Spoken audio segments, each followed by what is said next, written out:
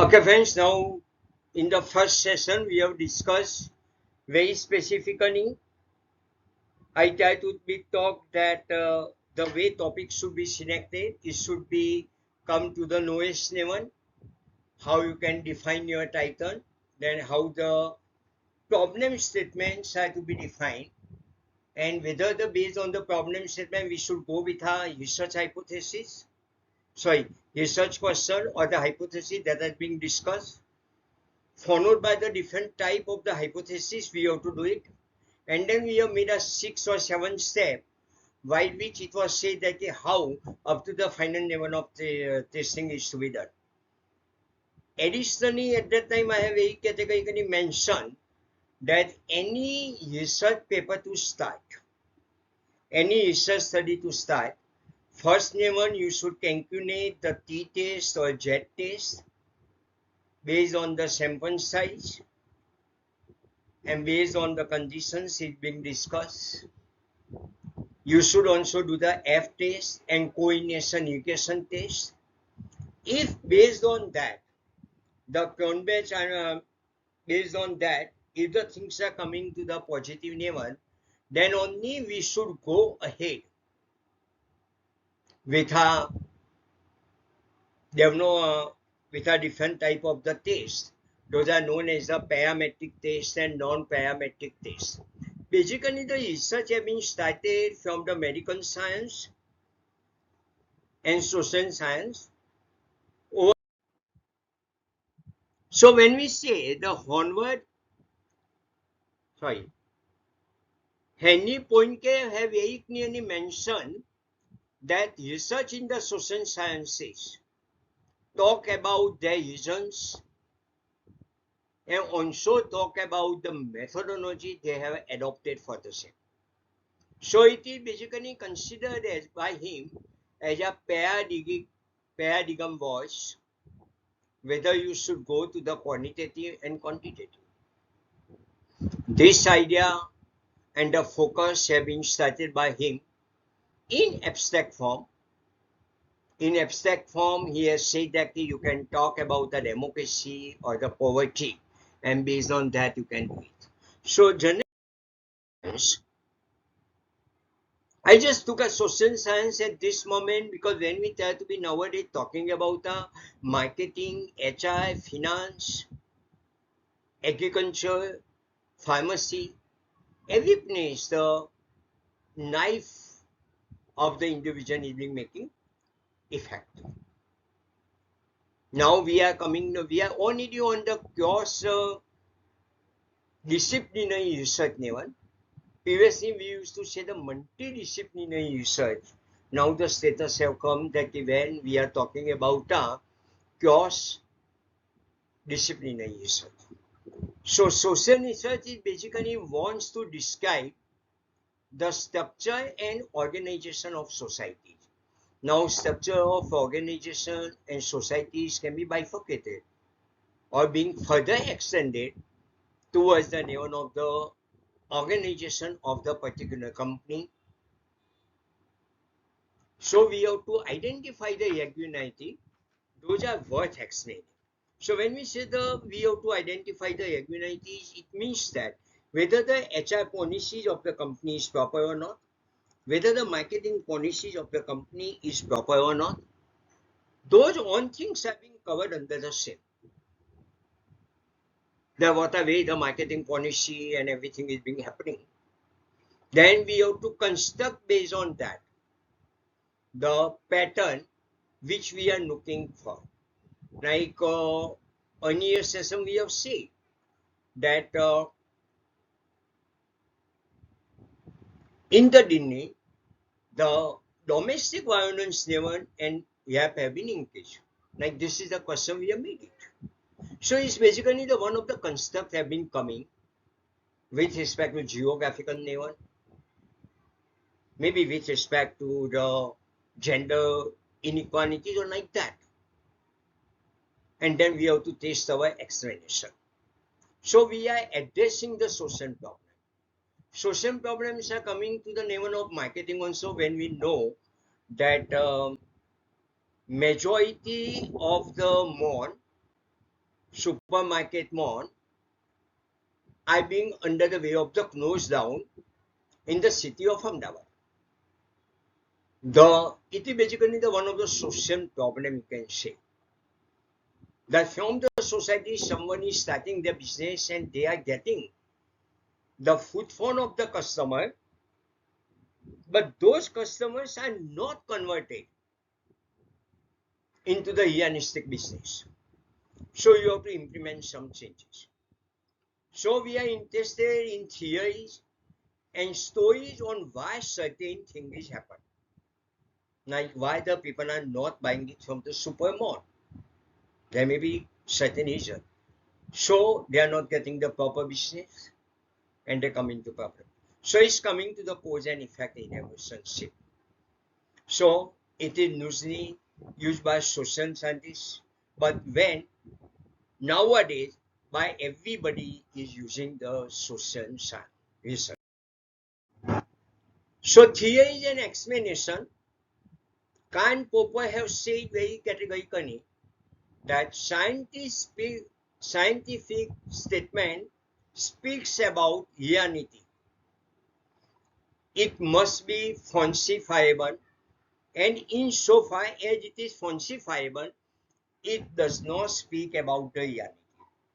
So what he tried to mention, that testable stories about relationship between different things to be established. So he said that instead of one hypothesis, we can go to the hypotheses, which indicates the plural form. So theories are falsified, not verified, and theories are never final, is without end. Are never final. The game of science is without end. Like we know that today is a WhatsApp university, pass on any type of the theory and message to you, which is being spoken that the Chanakya have talked about it. Why the Chanakya have not mentioned anything in his literature study or anywhere? Because Chanakya have there to be talk about the economics and finance. Where he tried to be mentioned that this is to be done, but it is not said by him. Someone have quoted his by his name. So those are needs to be testable by you. So this is the logic of the scientific discovery we have to do as a researcher. Now, as we know, there are the two types of the research we do it. One is known as the deductive research and one is known as the inductive research. I name it as here in this particular case of the parametric and non-parametric test as a two type of the reasoning. Deductive reasoning, where theory is already established and we apply it to confirm it. Like someone knows that particular borrower of the bank can become the insolvent in the following circumstances, then it's a theory being there. So those theory, we try to confirm it at a today's level. So based on theory, we develop hypothesis. So their theory is being taking the shape of the population. Then we make the observations and the confirmation having done. In the inductive case, we do the observations. Based on observations, we work out the pattern to happen, hypothesis to be developed, and theory to be developed. Normally, the research study is supposed to be, postdoctoral research study is supposed to be more on the inductive way, while the doctoral study is normally moving on the deductive page. But it's better if the doctoral study is being coming on the inductive page. So where do quantitative methods and statistical methods influence phase in it? So it's a very important point. So induction in everyday life and in the social sciences. My friends know life means I can come to the conclusion that all men are cheated. Or Greek recession and the rise of the golden dawn, austerity provokes right-wing population. But is this generalization is appropriate in the above cases? Like a first case, induction offer relies on an inadequate number of cases. This is a very important point. That do not represent the population of interest, like a man and countries at night. So we have to come down to the question on the quantitative variable. As you know, in the earlier session, we have we talk about the nearly 11 to 10 type of variable, and we say that which are going to be the controllable variable, which are going to be the mediating, and those are going to be the mediator variable. Then in the hypothesis, we try to say the simple hypothesis and also the compound hypothesis. Now that is what is being happen at a research design level. Now those research design level, we try to develop the hypothesis and everything. Now we are coming down to establish the correctness of the data. So it's a very important point. So there is a causation and quantitative method. Detect the spurious correlation. It means that whether the third variable is involved or not. Like I can say that in a certain circumstances, as the GST was introduced in the country of India, the financial position of the country have been increased, having in a good way. But there may be the third variable too, that people may have tried to be consume the more commodity or more export have been happened. So we have to establish the temporal order between causes and effects. So we have to somewhere make our statement very clear that ceteris paribus, in economics we say ceteris paribus, means keeping all other variable constant, where we are being settled. Multiple causal factors can be distinguished. Yes, it's a very important point. Like one of my research scholars have done his doctorate and presently working in the GNS University, where he tried to be talk about the behavior finance, where he taken the multiple causal factors which can make the decision on the investment factor. Then you should have the test potential mechanism that bring out the identified effect. As you know, in the last session, we have made a t-test and z-test discussion along with the probability value, that is ethnic small p value, and we say that under which circumstances the null hypothesis can be rejected and accepted. So, and then we say that we may have the 5% level of significance or very high accuracy level, 1% level of significance, means 99% confidence level. So, we have to test the potential mechanism to bring out an identified effect. But measurement have the limitations, like small number of cases. And that's why I say that whenever we try to use the t-test, minimum 3 samples, maximum 30 samples. And population variance not known, means it is estimated value. Case studies we can do, But what is happen, case study, I go to the one particular company only, or one particular neighbor, I make an in-depth picture study, but there is no any one of the generality happen. Nuyanism is coming into picture. Very important word, understand. Methodological Nuyanism. It means that you are being coming down to the mixed method research.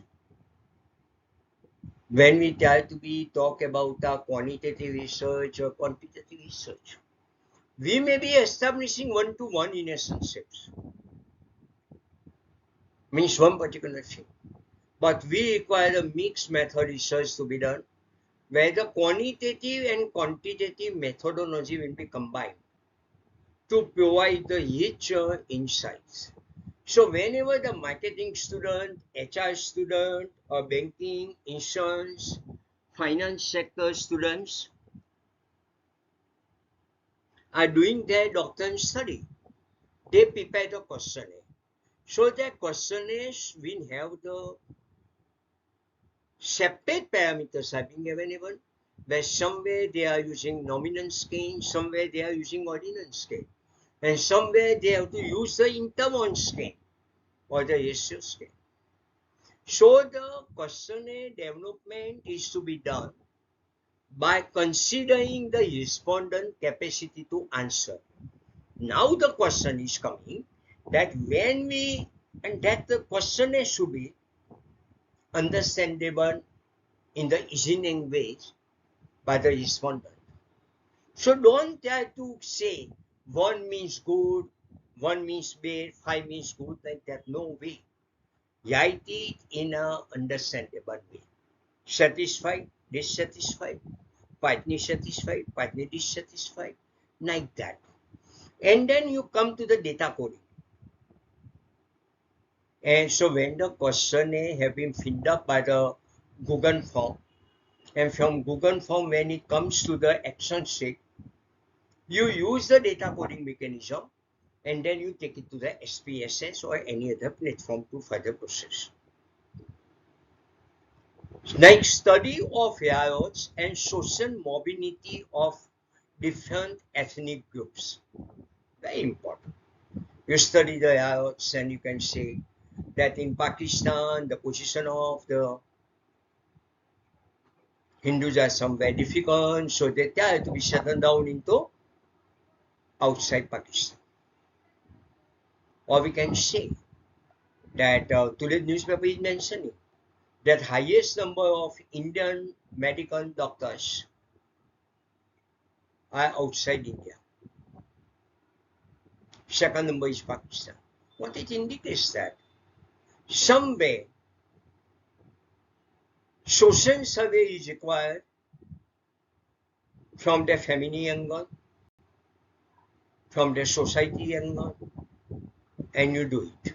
That is basically coming to the methodological. This is the fundamental. Now I comes to the very important.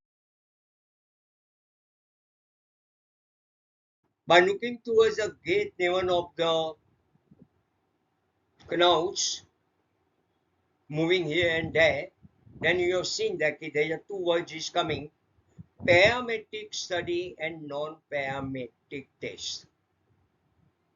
In parametric statistical analysis, the assumptions of normality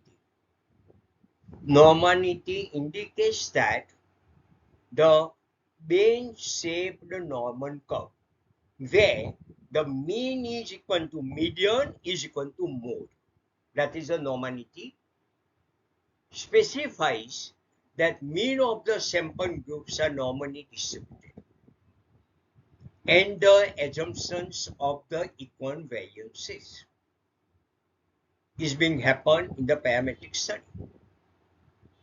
We specify that now, from population what we get,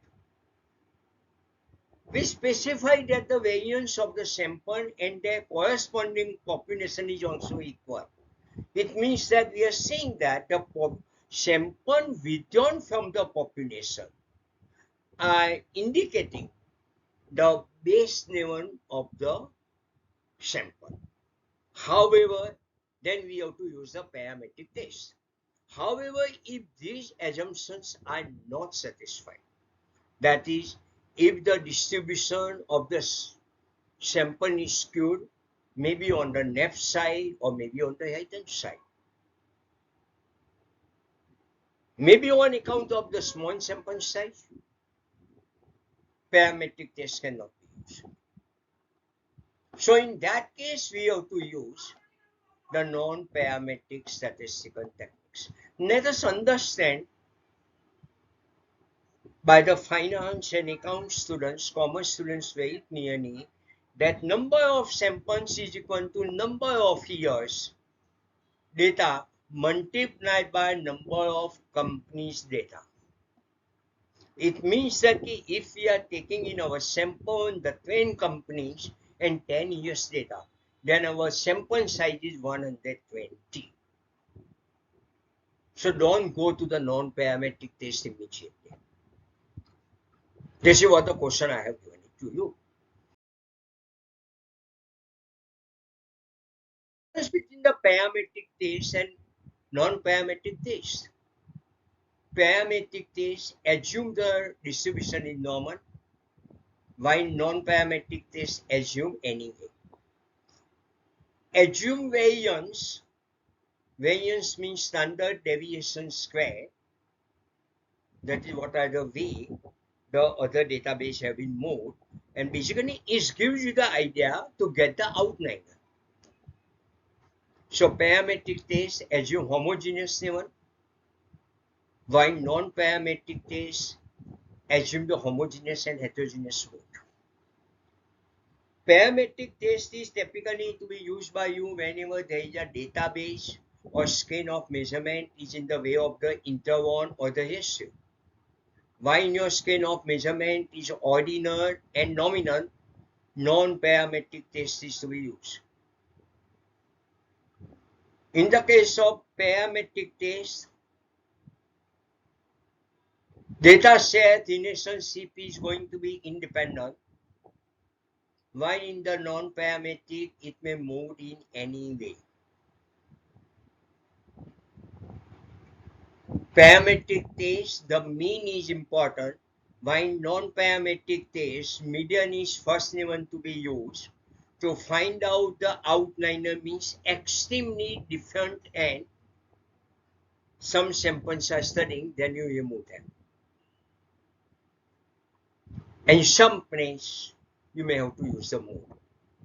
Benefits. The parametric test, the very important thing is happen that number of conclusion can be drawn by different tests.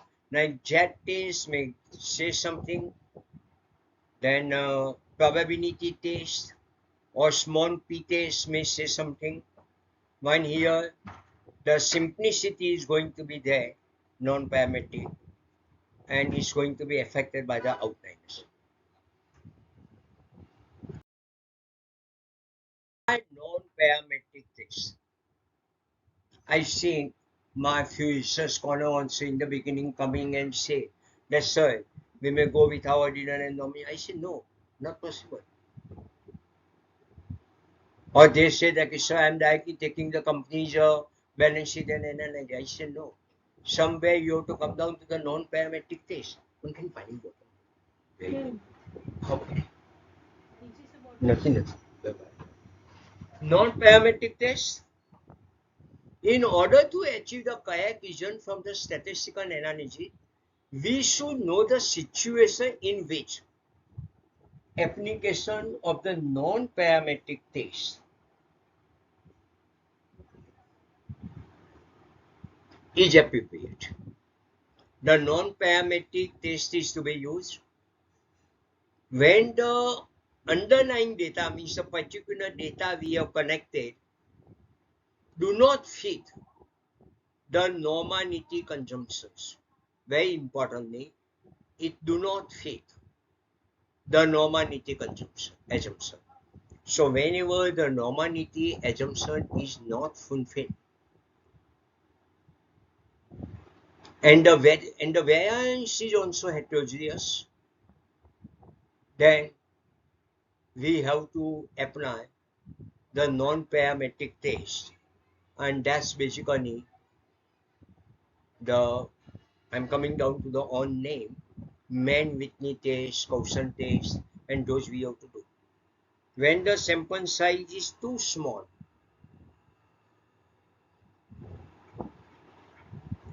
generally we say sample size less than 30 is a small sample. But when we try to be looked towards a non-parametric test, based on the research study we are doing, the sample size may be lower also. Like I am trying to study that what are going to be the returns provided by the Bombay Stock Exchange. And if the Bombay, just assume the venue, assume that the Bombay Stock Exchange, if the 10,000 companies are registered, or sorry, 80,000 companies are being registered, yes, already 80,000. 80,000 companies are registered, and I am taking only the 600 companies. Then you can say that 600 divided by 80,000, very small value. So you can say size of the sample is too small. Analyzed data is ordinal and nominal, and somewhere by parametric test you are not capable enough to remove the outliner. Then non-parametric tests are going to be much more better way used by you in the case of skewed distribution. It's a very important. Whenever your distribution is skewed, you should go with that particular parameters in the proper way.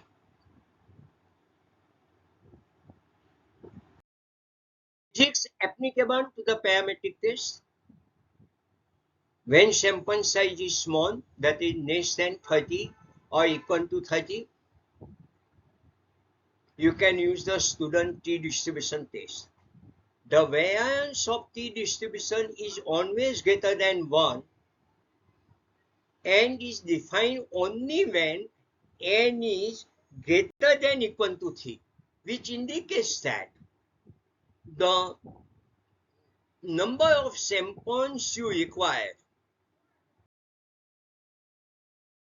for non-parametric tests is between 3 to 30. The when sample size is this, you can use it, and you can use the p value. When the calculated p value, probability value, that is the ethnic small p, is less than the level of significance, then you reject it. Or whenever the calculated t value is greater than the table value, which is known as the critical value, when you use the SPSS, then you reject the null hypothesis. When the sample size is large enough, means n is greater than 30, you use the Z distribution test. Z distribution table value for n minus 1 degree of freedom. For minus 1, in the earlier session I have already mentioned that 1 is considered as a base given by us. Because when we take the sample, we take the 1 as a base. So when the staircase have been used by you, first step, or you can say the startup level, is not counted under the step. That logic applicable here, and we take the n minus 1 degree of freedom. Logic is very simple. Then why we should use the n minus 1? Conception is being said that you should be very, very careful that 1 is considered as a base for statistics. It's a base, and this base is going to be support you to come out from the bias decision. I think you got the point very clearly. So if you have to come out from the bias decision, you should always be go by n minus 1. and that is known as the degree of freedom. We got it on a regular way. Now the question is coming.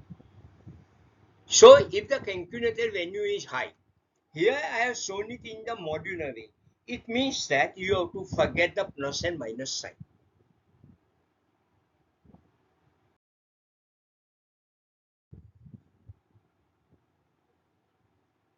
Then we come to the p-value level. When sample size is less than the calculated p-value is lower than the NOS, level of significance, then you reject the null hypothesis. It means that two sample size differ significantly. So both are not being from the same population or that. So parametric test distribution, another one slide is also important. In statistics, a parametric test is a kind of hypothesis test. I use the word hypothesis test, which gives generalization for generating record regarding the mean of the primary or original population. So hypothesis testing the general belief. The t-test is carried out based on students' t-statistic, which is often used.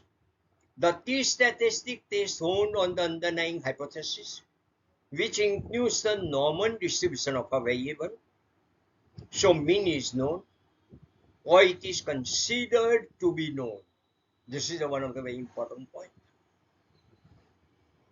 Means somewhere we are trying to say that the good school students are being ranking higher percentage, say more than 80%. Then you know it is basically you have tried to be defined on your way. For finding the sample from the population variance is identified.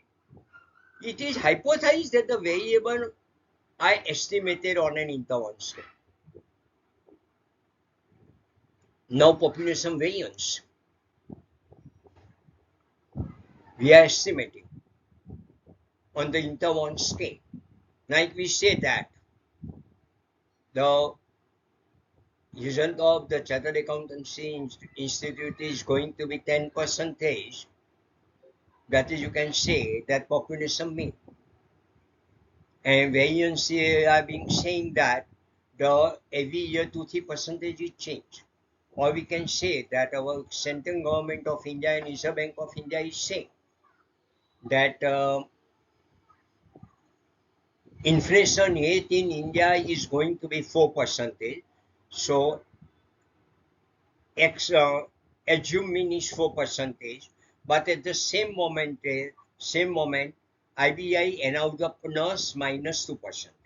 So range is coming to 2 to 6%. So that is the variance is coming on the interval basis. Parametric test does not require any population distribution,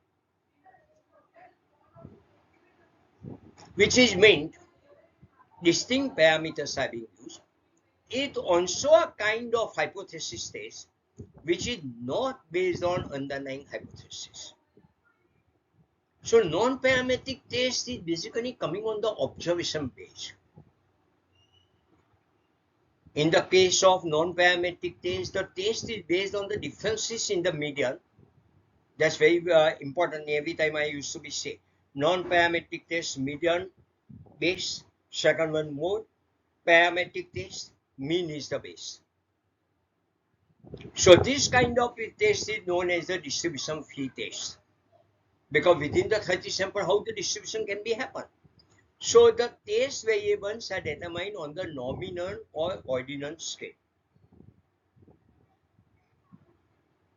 If the independent variables are non-metric,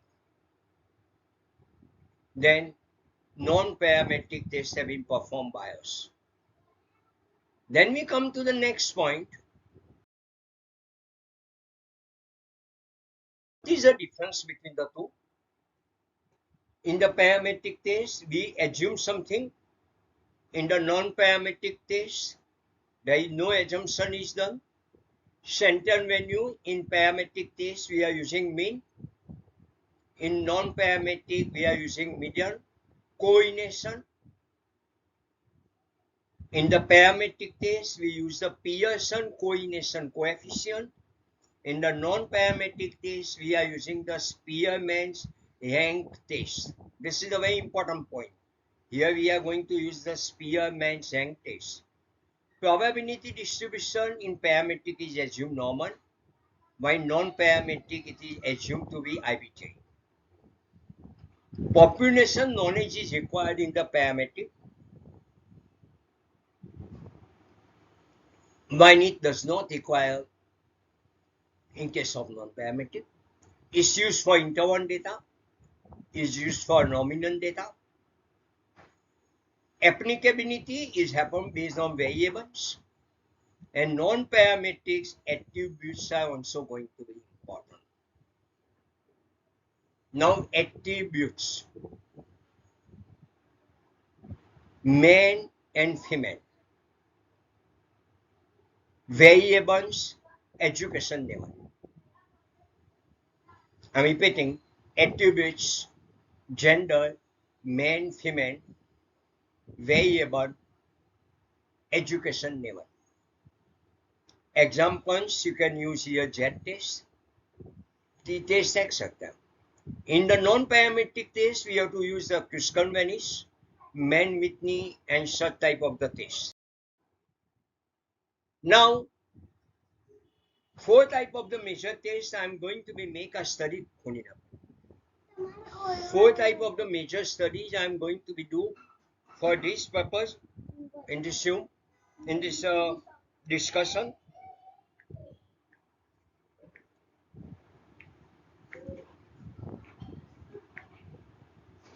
હવે ના આવતું આવો જો બંધ થશે તો હું તને નહીં કહી આપું યાર મારું કામ બગાડ તું વિસ્તારમાં નાખી દે એ તું આ કહે છે ને હું ખાવ બગડી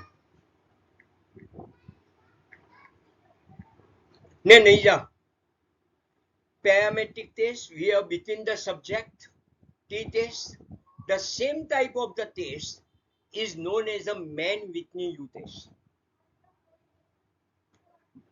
Within the subject, between the subject means between the two sample. Within the subject means within the sample. What is happened? Then we use the non-parametric Winnickson sign rank test. One way between subject we use the ANOVA. Here it is known as Kuskal-Vanish ANOVA. This is given as a F value. One way within subject ANOVA we use, and there we can use a 5-man ANOVA also. Now before we go towards the further difficult statistical test, we have to establish the reliability. Can anyone tell me what is the difference between reliability and validity? Before 15 days ago I discussed about it.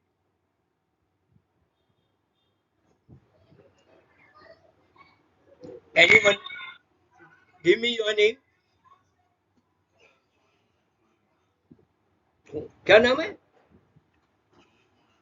हाँ हाँ मुझे मुदस्सिर जी.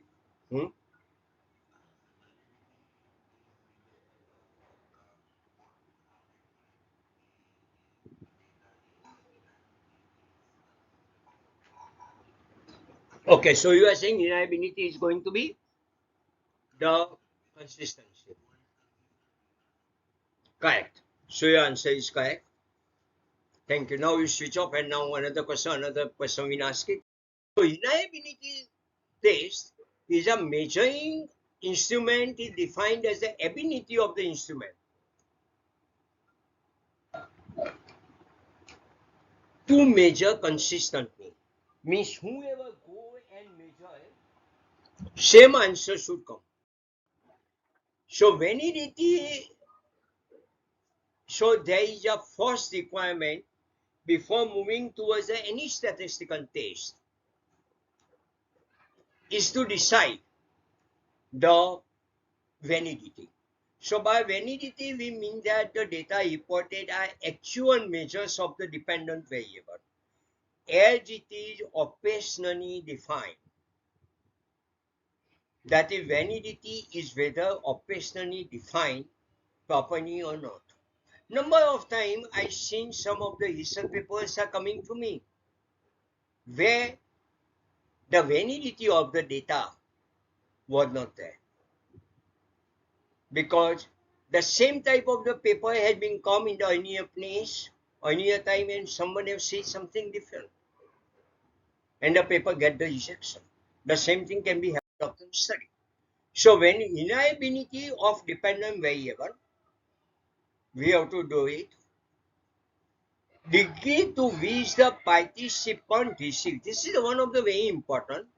The participant receive the same scores. Friends, it's a very important point.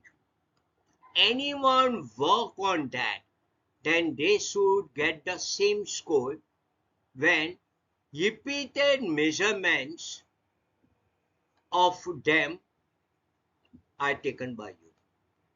So one way FA, if there are statistically reliable difference among group, statistically reliable difference among the groups, the dependent variable is probably reliable if there are no significant reason, there is no conclusion about this reliability. It means that if you are getting the non-hypothesis accepted, understand, if the non-hypothesis is accepted, means no significant relationship have been shown, then you have to go towards the reliability test, and that is Cohn-Bend's alpha value. The Cohn-Bend's alpha is a very common measurement to connect the multiple measures of same concept. In a questionnaire designed to measure optimism, many items are connected in measure to consider the optimism. So we have to go on make a reliability test, and that is going to be done by the Cohn-Bend's alpha. Cohn-Bend's alpha is going to be calculated by the so this is the single correlation coefficient, that is an estimate of the average of on the correlation coefficient of the items within a test. Very important. You have the different items, and on items, that is what we consider test parameters, you are calculating the correlation, and the average have been taken, and alpha is high. Generally, in international market, global academy, we are saying the alpha should be 0.80 or higher. But in India, we are accepting 0.75 also. Our doctoral study, we accept 0.75 also.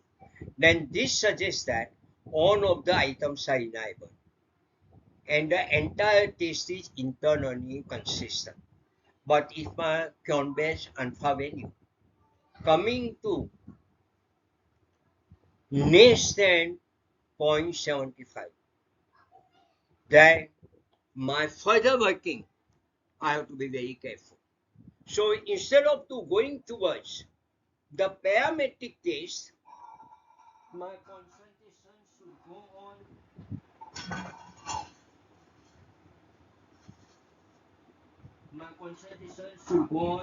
non-parametric test. This is one of the very important thing. Number of times it happens that research scholars do not specify in their report that what is the status quo, and they face the problem. Does my questionnaire measure the customer satisfaction in a useful way? So here I am using the reliability analysis. You can determine the extent to which items are related to each other. you can get the overall index of repeatability or internal consistency. Now, number of times it happened that question have been made. My convex alpha value is coming less than 0.75 or so. Now I try to study. I mean researcher, okay? That's the word I'm using. As a researcher, I'm going to be try to see that which of the questions may be excluded by me from the scale working. If I found it, and then I make sure that my convex alpha value goes more than 0.85 normally, then I can proceed further because I have to do the quantitative analysis. My objective is that. Because if I go only non-parametric, then my go good. So, convex alpha is most commonly used measure of reliability. It was originally derived by Kude and Richardson in 1937 from the decorous dichotomically score data, means 2 yes or no only, or 0 and 1, and later on generalized by Cronbench to account for any scoring method. So Nichols scale and everything is being covered by the convex alpha value.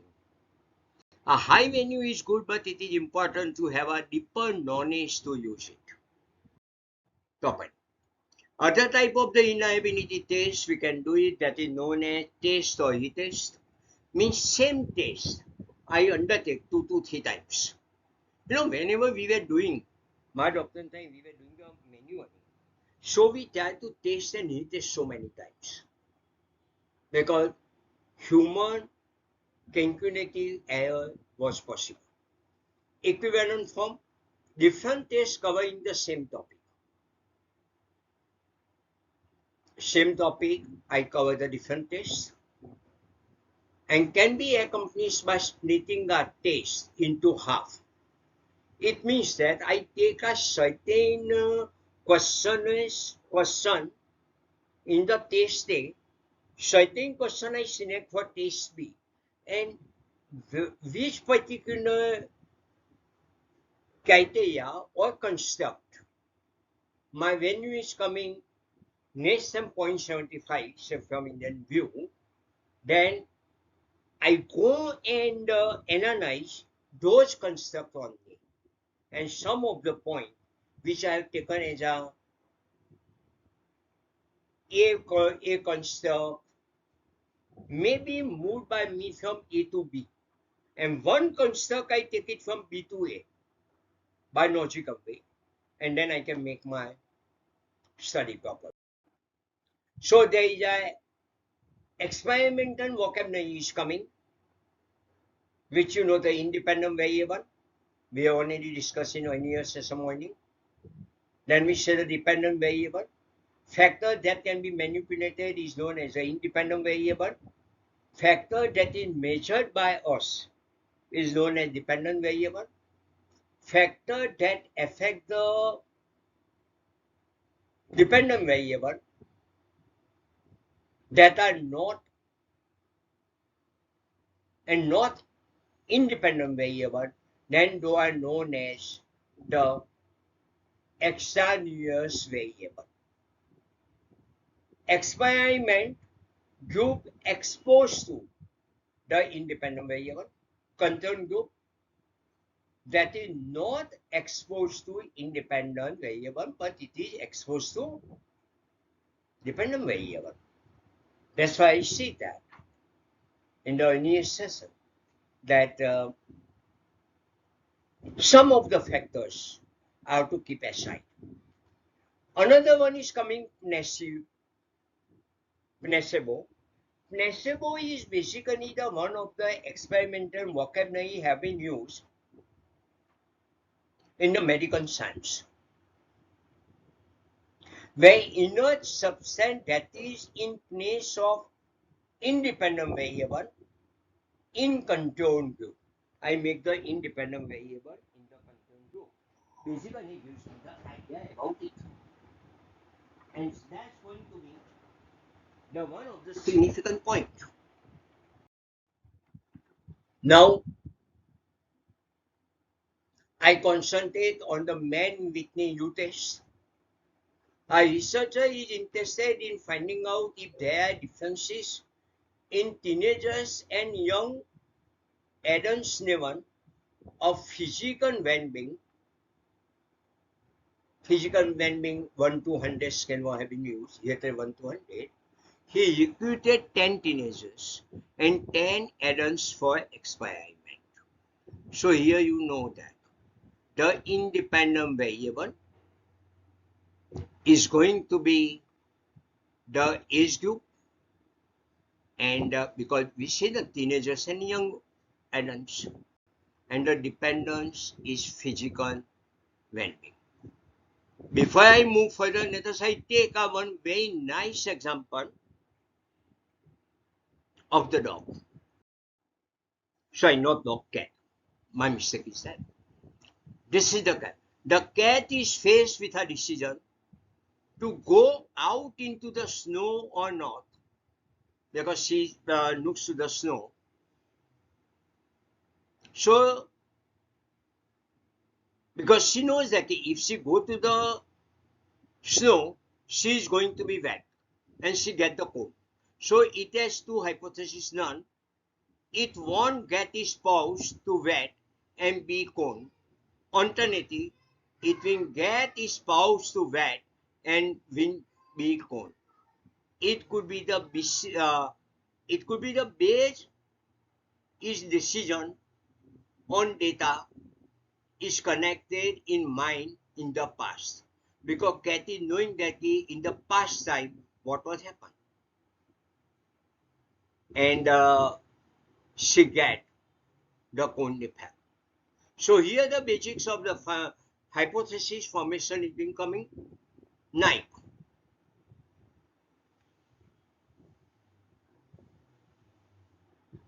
An objective method of making decisions or inferences is from sample data. That is the evidences have been used. Number 2, sample data used to choose between two choices. So there are the two hypotheses. Now, if she come across that last time, one time when her pond had went towards the snow, they get wet, but they could not get the cone. One time they get the cone, impact also. So she has a two choice about this to be done. So we typically do this by comparing what we have observed to what we expected if one of the statement was true. That is known as null hypothesis. So hypothesis framework, the textbook might say to you that always there are going to be the two hypotheses. Research hypothesis, alternate hypotheses are also known as research hypothesis, because researchers have always mind or always willing to see that there is going to be the impact have been happen of some changes in the independent variable, or there is going to be the two groups have been differ among each other. So research hypothesis, what aim to gather evidence of, what we aim to gather the evidence of, typically that there is a difference, effect or relationship. Our objective is to know whether there is any difference, effect or the relationship. Non-hypothesis say what we assume is true. Begin with that there is no difference. If you try to see it, to make it clear to you, every one of you, in slide on the right hand side, for the alternate hypothesis, I put a word is a. For non-hypothesis, I put clearly the word is no. This is I did to make your mind clear. So discussion. Now someone can tell me that should the cat allow her pawn to go to the snow or not? What way the hypothesis can be framed? Someone can give me hypothesis? Someone can give me non-hypothesis?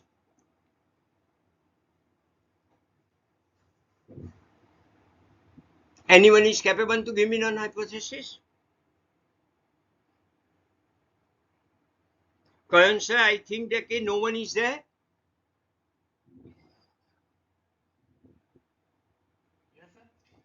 I think that no one is there. No one is answering about it.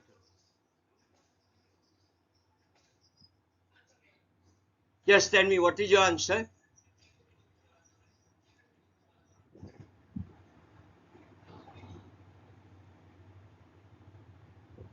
My point is that whether the cat should allow her pawn to go to the snow area or not.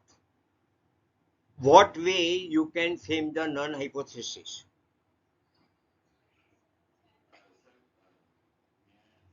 Yes, what is your name, please? Okay, yes, Mr. Modasia, you are only saying it. Yes, tell me.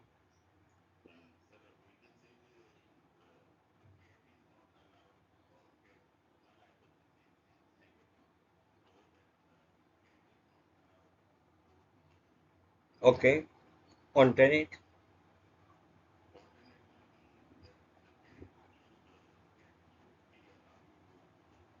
Okay.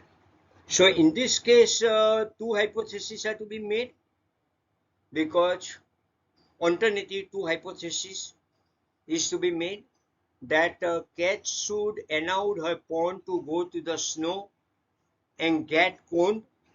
Second, not get cone effect. Okay? So it is going to be less than 210 tests. Alternate hypothesis can be formed. I think it's clear. Now I tell you, yes, now, could try explaining the things in the context of court case. Members of a jury have to decide whether a person is guilty or innocent based on evidence. Now, as we know that legally it is being across the globe is said that court is first even taking the union in the way that person is not culprit, but person is innocent. I think you are knowing it. For every court case, the court is first going to see that the person is innocent.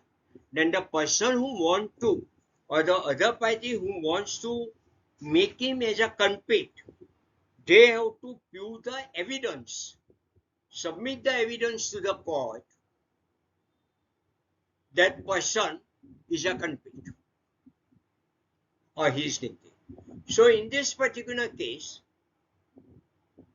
we have the non-hypothesis will be, because this is the practical view, another I took it. So whenever we do our research or study, we have to take the general framework of the society in mind. That is why I took this case. That none the person is innocent. Alternative, person is not innocent. It means person is in the guilty. The non-hypothesis can be rejected if there is enough evidence to doubt it. It means that if there are enough evidences are being available that person is guilty, then the non-hypothesis can be rejected. The jury can only convict if there is beyond reasonable doubt for the none of innocence. Then only the jury will declare the person as a convict. They don't know whether the person is really guilty or innocent. So they number of time make a mistake. This is basically happening. That what way the database have been available, evidences have been produced, and court discussion have been taken place. So number of time is happened, the person is innocent. But by mistake, based on the evidences available, jury may decide that person is guilty. So there is a type 2 and type 1 error. So here I am showing it in different way. HO is true. It means none hypothesis is true. But we are not rejecting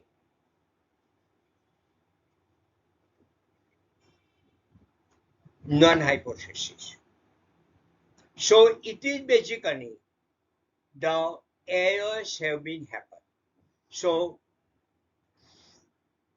first, HO is true. Study reports no differences, means they have not rejected the HO. They do not reject the HO. And second case, HA is true, but they reject the HO. So this is the way we are coming down. So when our HO is true, but we reject the HO, what's simple? When our HO is true, but we reject the HO, it is known as type 1 error. When the HA is true, but we do not reject the HO. We do not reject the HO. We are supposed to reject the HO, but we have not rejected. Then it is known as type 2 error. This presentation is good for you to understand that when HO is true, but you are rejecting the HO, non-hypothesis. So non-hypothesis is true, but you are rejecting the non-hypothesis, then it is known as type 1 error. When the alternate hypothesis is true, but you are not rejecting the non-hypothesis, then it's a type number 2. So typically, this we are restricting to the 5% level of significance, because medical research corners are not there in this classroom. And the probability of this depends on the power test. That is the 5% or 1%. So we can control it via sample, that is 1% minus power of test. It means that the non-hypothesis is true. We are taking the 5% level of significance. When we try to be say HA is true, we are taking the 95% level. Now I am taking another nice example, Titanic. I think everyone knows about the Titanic. Anyone have the idea what was the? Yes, tell me. Hmm.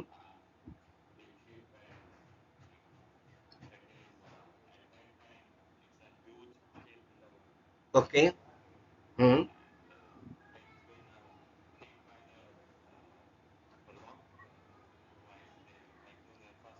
Good, good. Yes, come on further. Modestia, you come further. If you don't recall the whole movie, it's okay. Tell me what is happened in that. It was being sung.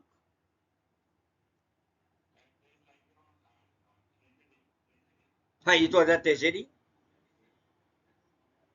and people have lost his life.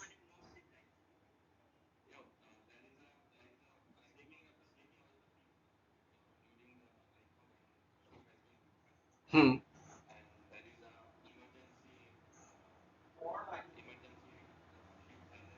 Hmm.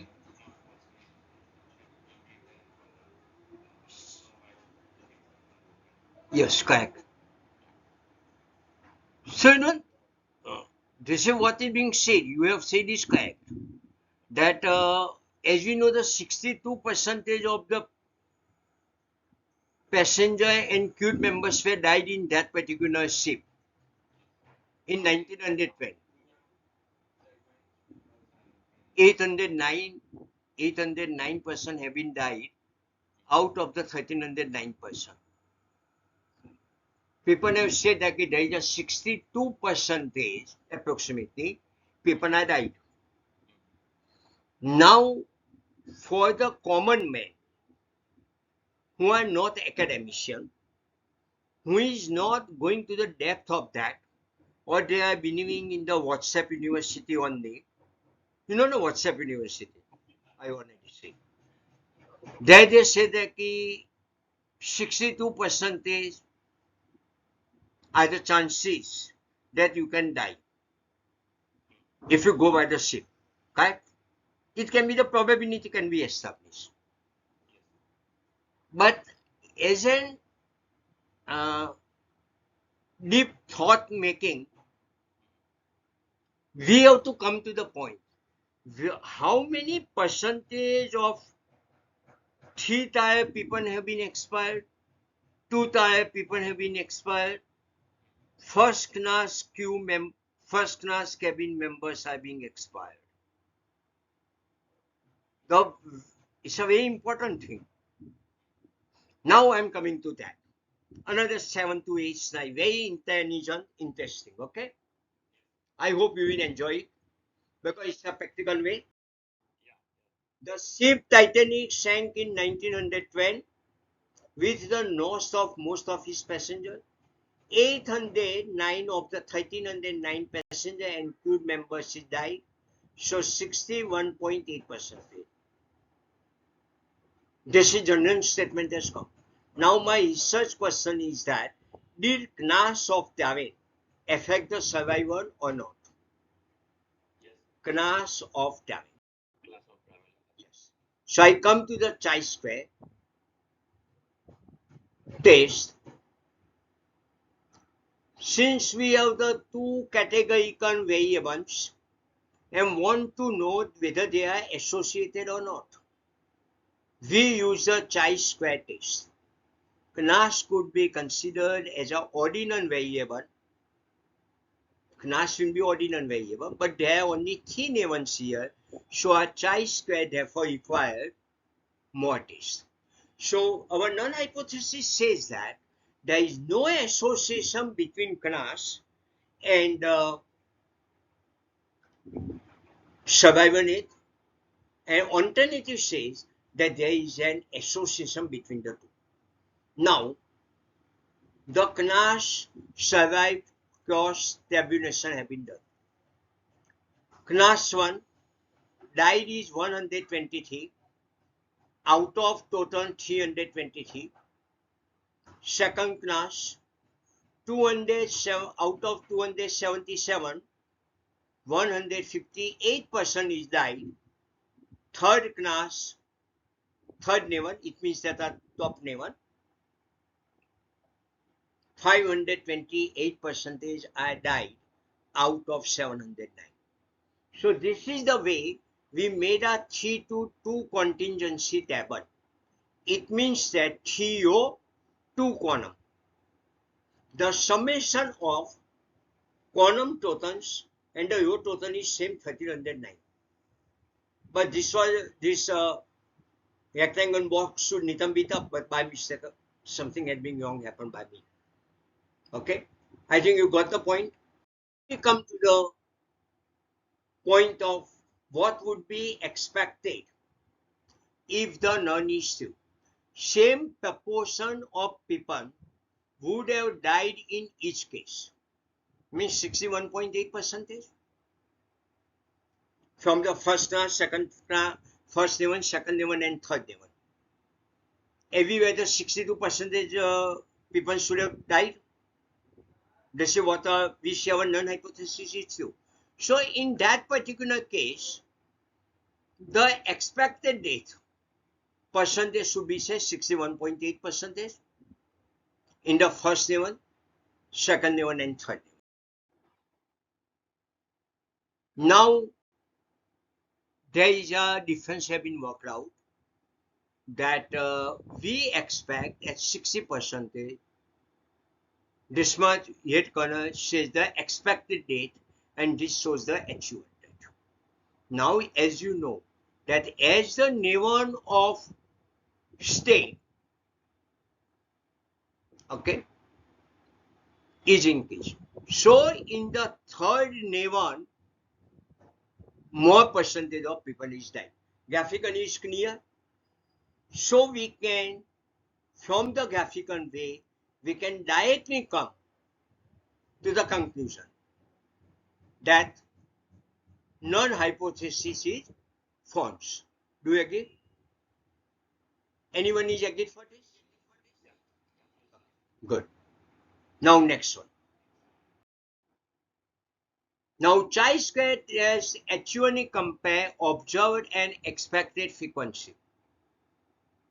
So there is a observed frequency and the expected one being given here.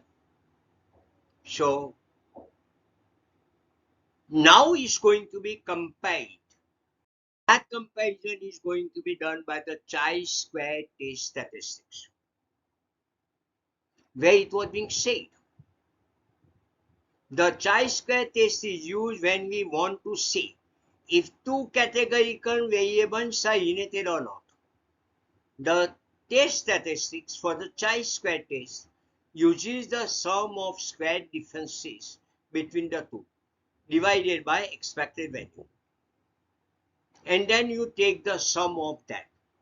This is known as the chi-square. Okay? This is the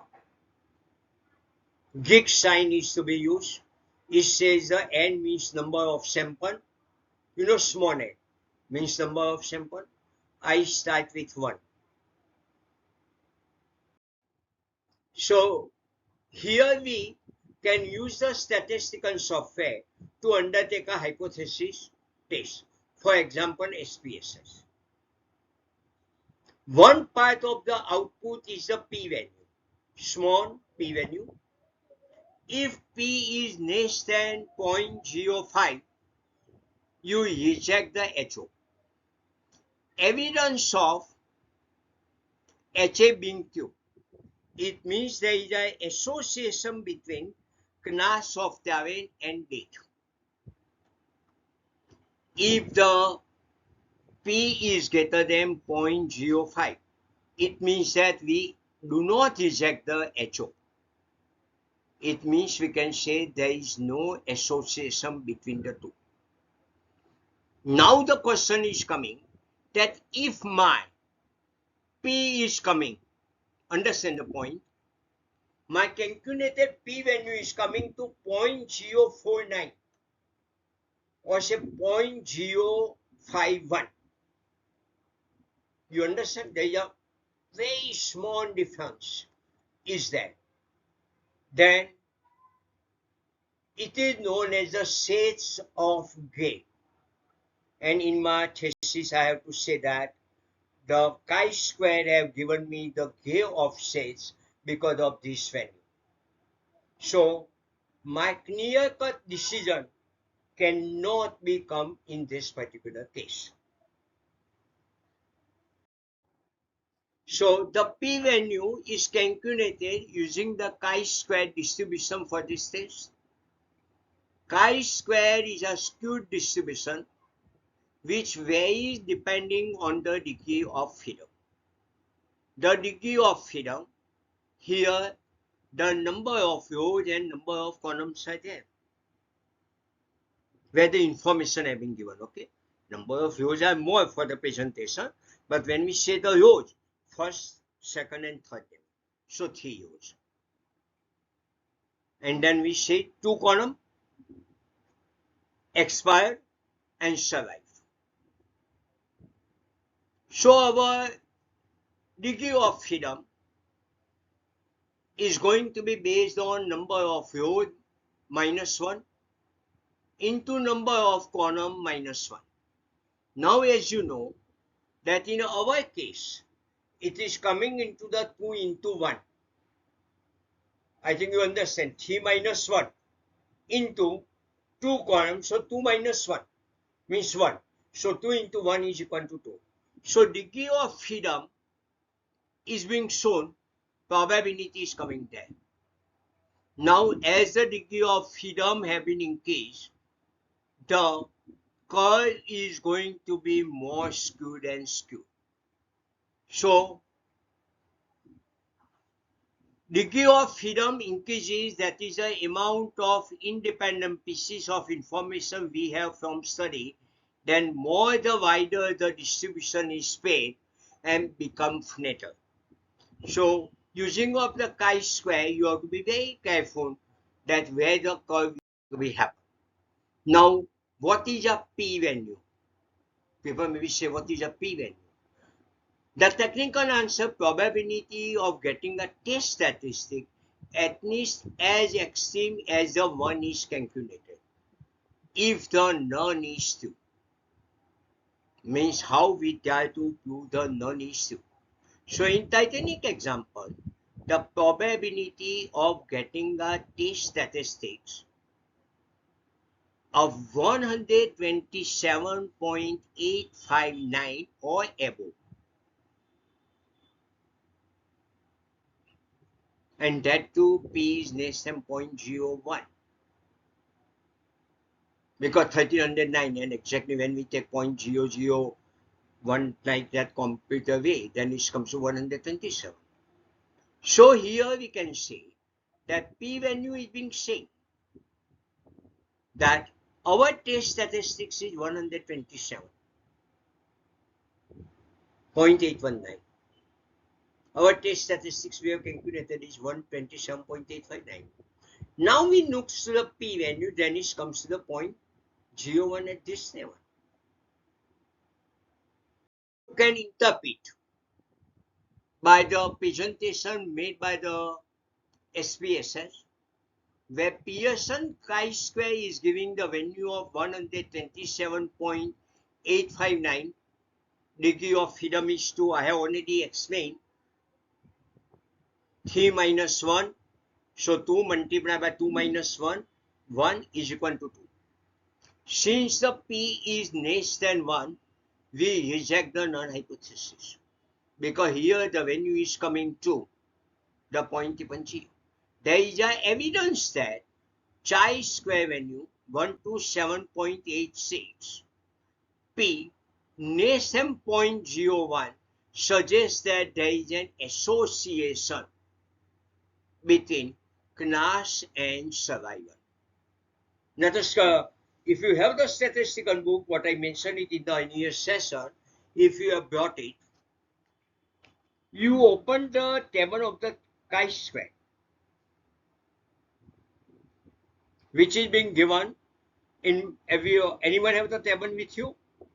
Then I can explain, or otherwise you may have to meet me sometime in the university, and you have to understand that how it is to be done. So here it is saying that when it is going to be the chi-square distribution, critical value, we are saying 1%. So it is 0.99 critical value, and degree of freedom is 2. So that comes to 0.02010. While the calculated value is 127. So I have rejected the null hypothesis. Now I come to the another research-based question. Number 1. Were 20 people more likely to survive on board of Titanic? 20 people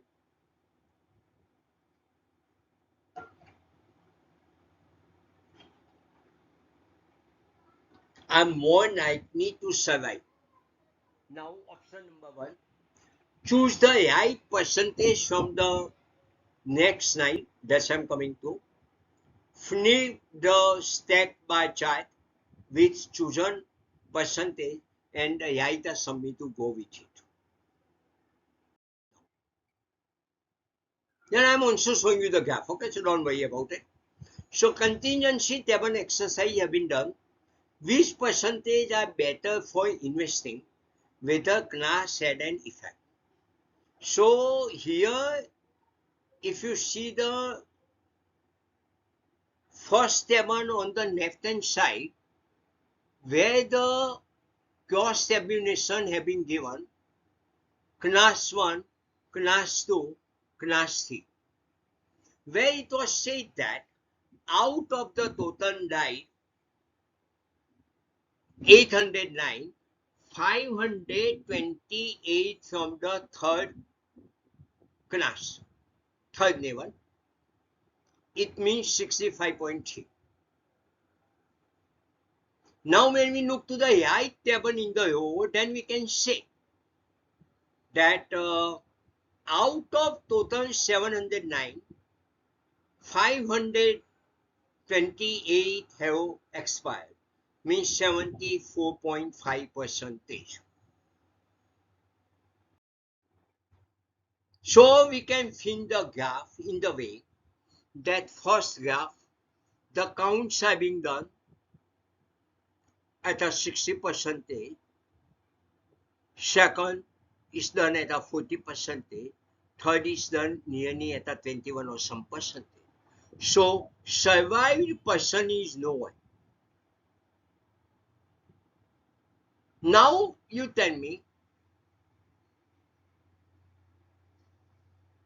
that we have taken the row parameters also. So how we can move it? So percentage within the each class. See, this is we done within among the class, okay, or between the class. Now I am saying within the class. So when I say that when I did it between the class, it comes on the way of the row based data. So column based data. When I say within the class, you know, that's why whenever you take the F test value, you always come down to the point within the group and between the group. So you have to understand this point very clearly. So now I am coming to the between the group. Did class affect the survival? Very important point. Percentage within which each class are preferable due to different class frequency. So here the first count 123 expired, second count, third count. So now we by the bar graph. So we can say that 62%, 43%, 26%. So survival ratio was highest in the first class. Somewhere my data have been lost somewhere. Data connected on 1309 passenger abroad. The Titanic was used to investigate whether the class had an effect on chances of survival. There is evidence that chi-square is 127.86 and p-value is less than 0.001, suggests that there is an association. So that there is an association happening. Now we can say the lower expected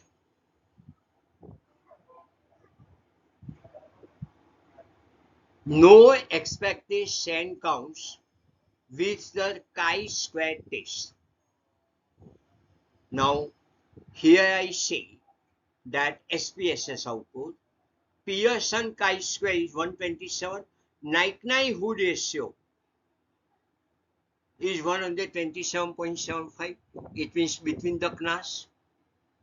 And linear bilinear is also 127.709. Number of valid cases are 1309. So 0% have expected count less than 5. The minimum expected count is, this is what the SPSS report says, that minimum count should be 105.81. We have no SAN with expected counts below 5.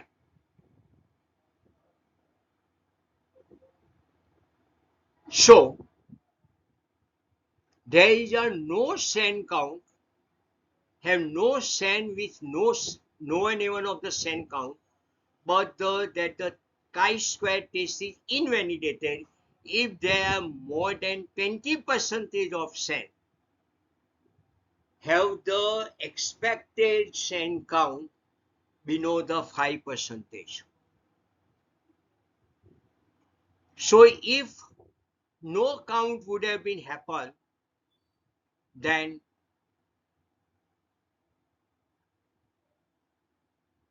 the chi have been invalidated. So no count with the chi-square test. Check number of SANs with expected counts less than 5. SPSS report the percentage of SAN with an expected count of less than 5.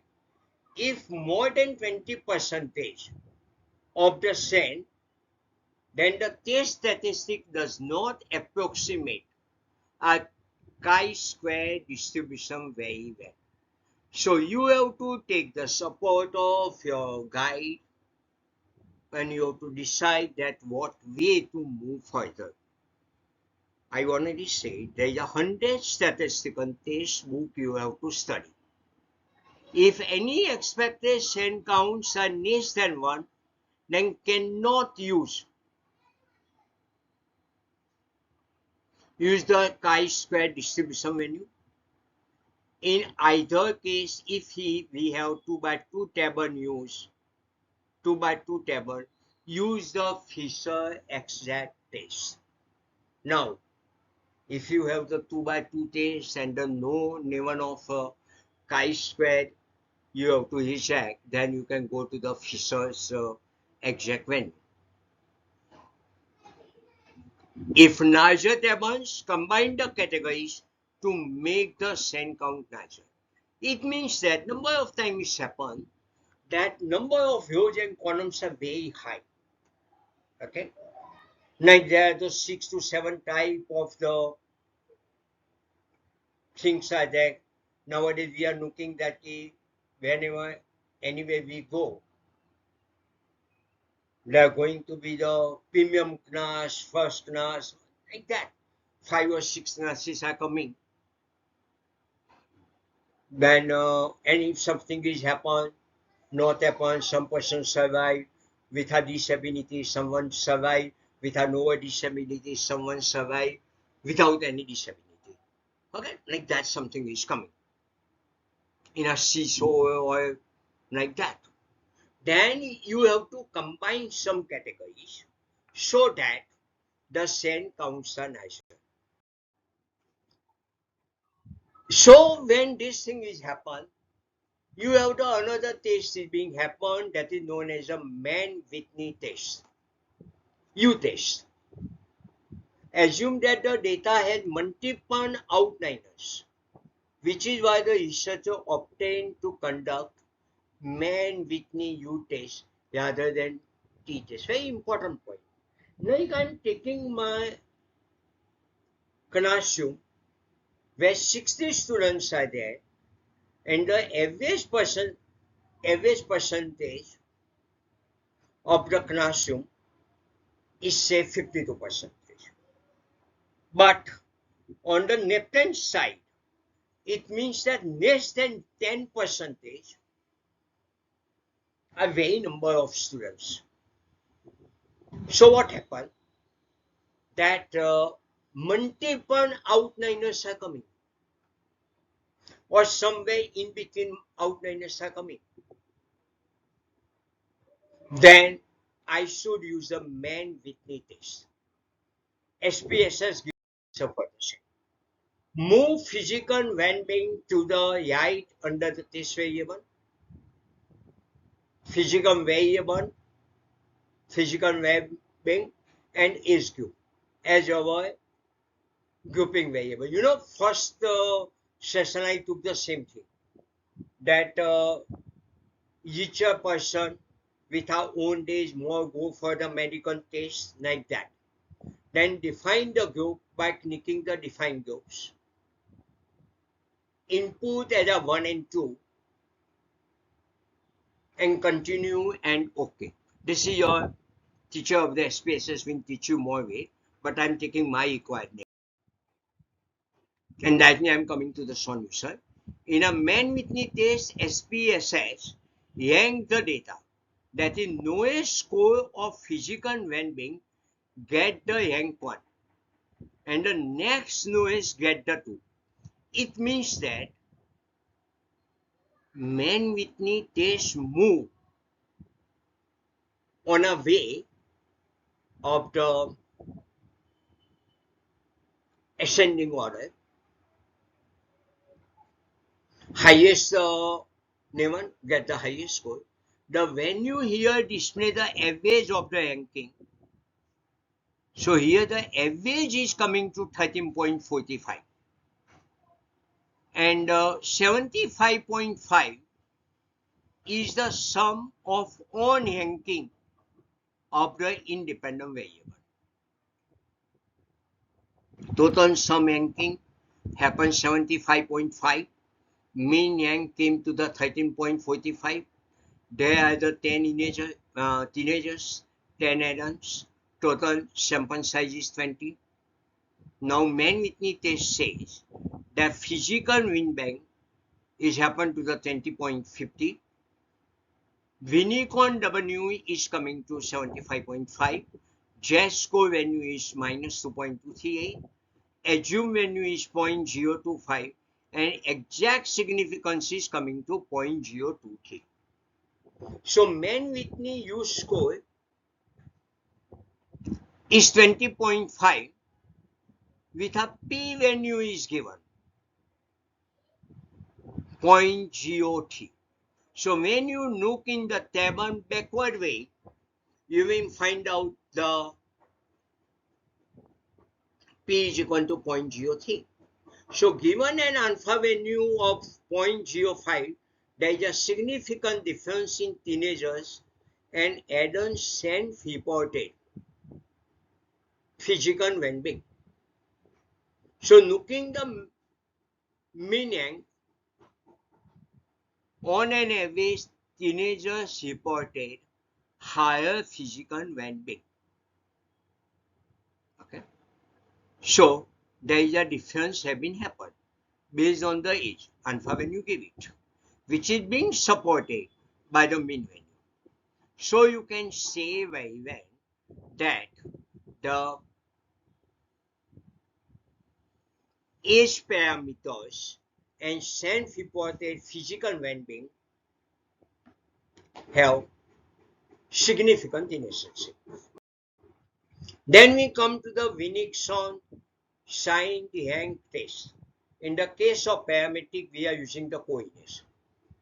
Researcher wants to find out if implementing reading program will help to improve the reading speed. The researcher recruited by 50 participants to enroll in the reading program and recorded their reading speed in seconds at 2 times before the reading program taken by them and after the reading program. So assume that the researcher only managed to recruit 10 participants and the Winnickson rank test have been used. Now we move from p-test to the post-test and then we give the. Now here the answer is coming. See, there is a p-test, post-test. the negation showed how negative, positive, and tie. Means there is a tie have been taken place sometime. Here the geo tie. Tie means you know now you are not in a position to take the decision. Means same ink is coming to the more person. Then there is a then it is known as a tie is being happen. For example, there are 9 cases where a post-tax score is lower than the p-test score. This means that 9 out of 10 hearing speed improved after intervention because their value is lower. It means none hypothesis being rejected.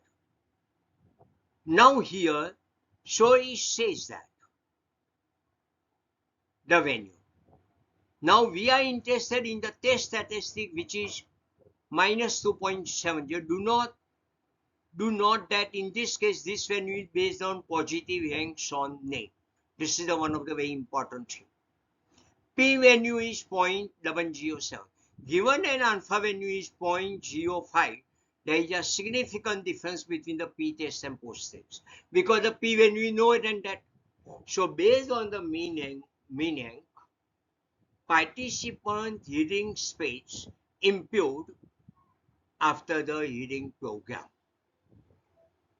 We come to the question when is one-way NOR test, which is equivalent to F test of the parametrics. Normally, I have the time to first do the non-parametrics and then to come to the parametrics.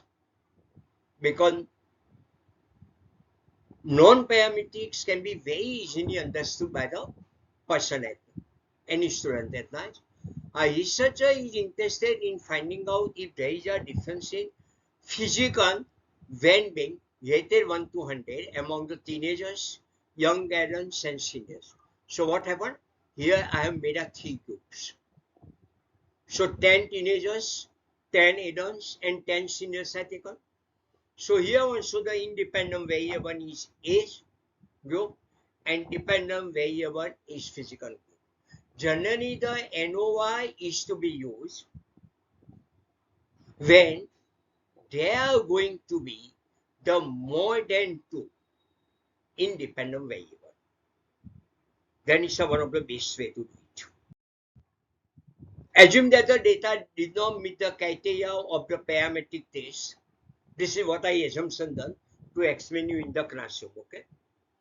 Assume that the data did not meet the criteria of parametric test, that the researcher opted to conduct question vanish test. I've just made this question vanish test to understand by you. So move physical well-being into the test variable niche score, age group into the grouping variable. Take question vanish H under test type, then define the grouping, that is the range is to be defined by you, and go to the option and descriptive. So here I say teenagers were coded 1. I said in your first morning session that after we connect the data from the questionnaire, we have to make a data coding. Don't try to give your data coding to the person, because in research we are saying 5 means highly skilled, 1 means unskilled. But whenever normal human being, I'm using the word normal human being says 1 is better, 5 is better, because they are looking towards the classroom mark and the rank normally being given. So be always careful, otherwise you will come into big problem. Range for grouping variable, minimum 1, maximum 3 I have given. And I come to the test value. Similar to main Whitney U test, SPSS rank the data lowest score of physical well-being get a rank 1, next lowest get 2, and very best physical well-being get the 30 in this case, or 10, 10, 10 in this particular case. The value here display the average of the ranking. So here it says that the teenagers mean rank is 21.7, adult is 10.65, senior is 10.50. So there is a difference is being taken place. So we can say that somewhere the alternate hypothesis is being good enough. Now we can say Cushon-Whitney test. Physical well-being is coming to 7.50. So 7.50 is coming at assumed significant value, that is the NOS value, is 0.024. So 0.024 is less than 0.05. So there is a significant difference between the two. Right? Although we know that there is a significant difference, we don't know exactly where the difference is there. It could be between teenagers and adults, between adults and seniors, teenagers and seniors, or even one of the above. For this purpose, we have to use post hoc series of Mann-Whitney U tests. Okay? You can go to the nearest slide and then you can take the post hoc data, means later on data, and you can. Then next is coming Friedman and Nova. A researcher, it is a nice sample, wants to find out if implementing a reading program will improve the reading speed. Researcher recruited 50 participants to enroll the program and recorded their reading speed at 3 times, before and after the reading program, and 1 month follow-up. Means after the training is provided, immediately what happened, and after the 1 month what is being happened. See students, research scholars who are doing in the HR, marketing, psychology, or literature, or agriculture, you have to go towards a Friedman and over. Will keep your mind clear. You have to go up to that level. So here also I assume the same thing, and now I answer. Move Peters goes that do it. Now chi-square statistic is 10.2 and assume significant value. So assume significant value is the p-value. So this is less than 0.05. So there is a significant difference between p-test, post-test, and the 1 month follow. However, same way we have to look to IC. Just like Cushon-Whitney test, we now know that there is a significant difference. We don't know where the exact difference. Simply by eyeballing the meaning, we can probably guess that the difference is coming from improvement from p-test to post-test 1.6 to 2.9, but not so much from post-test to month follow-up. To confirm this, we go to the post-HAVO Winnickson signed rank test, and we can. This write-up of the above slides are taken by me from the NNP Bennett SPSS Statistics, a practical guide of the 4th edition. Okay, this is what I am making very clear. That is found on the page number 305, and I try to do it. chi-square test is a parametric test. See, chi-square test is a parametric test also, non-parametric test also. We have said that in the non-parametric test when to apply, and when there is a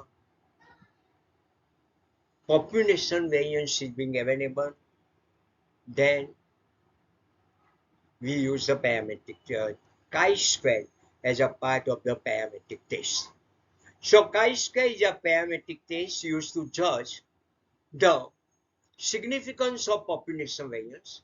That is, we can use the test to judge if a random variable has been drawn from a normal population. Number one, as a non-parametric test, we used to test the significance of association, test the goodness of fit for the region to get the empirical distributions. We do it. So I have not explained them because we have already done it. Then I said that there is a coordination. I said in the morning very clearly that T test, Z test, chi-square test, ANOVA test, coordination, sorry, F test is not, coordination is going to be supportive to move further. So coordination analysis describes the degree and direction of the relationship between the two variables, but it does not give the cause and effect relationship. So in the morning I say that no marriage happens to more divorce. There may be coordination, but it does not mean that divorce happens because there is a no marriage. It's a very important point. No marriage is more probability to happen into divorce is the coordination happen, but does not mean that divorce is happen. It means there is a no marriage. So this is a cause and effect point. If the variables have cause and effect relationship, then they have the high degree of coordination, but the converse is not true. I already explained it. Reasons for the coordination, pure chances happen. They are going to be the mutual dependence. Mutually, they are going to be the dependent on each other, or some factor influencing. Number of times the person can say that students who are doing the MBA are going to be found in the now because they have the group project. It's a pure chance. And if you find out the relationship, you may not be get the mutual also. So it is known as probable error. Once coordination coefficient is computed, the next step is to find out the extent to which it is dependable.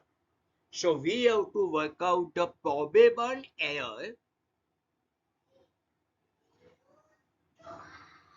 So probable error is a measure of testing the reliability of observed value of I as far as it depends on condition of random sampling.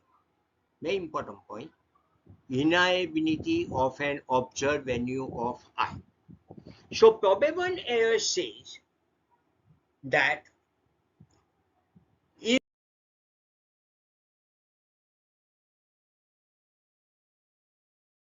I is lesser than probable error of I, then I is not significant.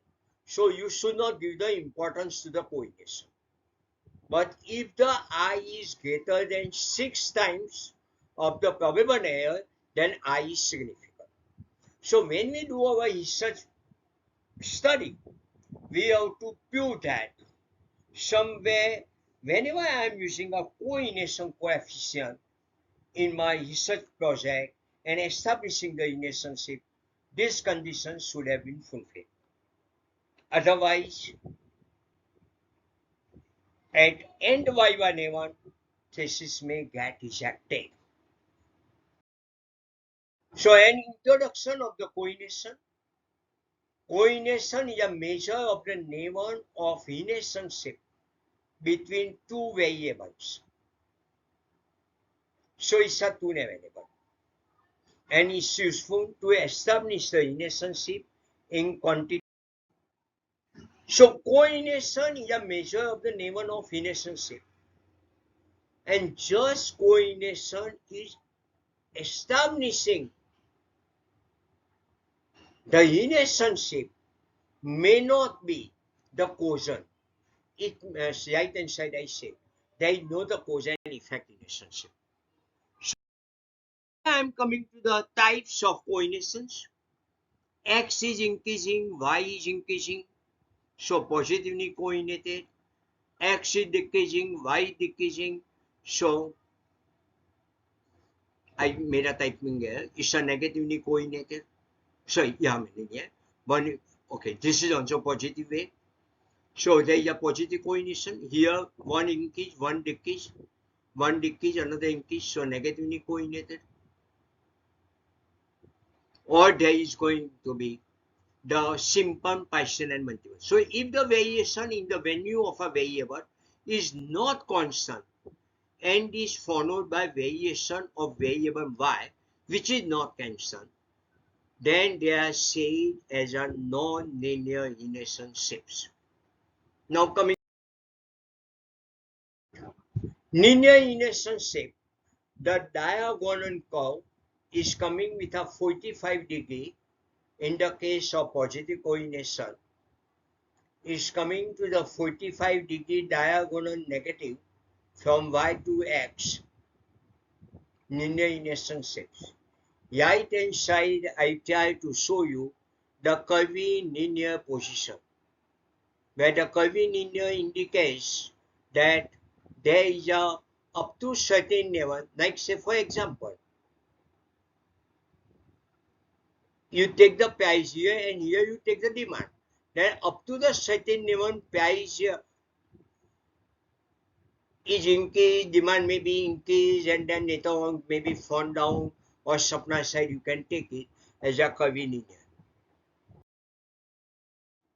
Types of relationship, here it is showing the strong relationship because majority of the samples are being around within the range, so you can say the strong relationship.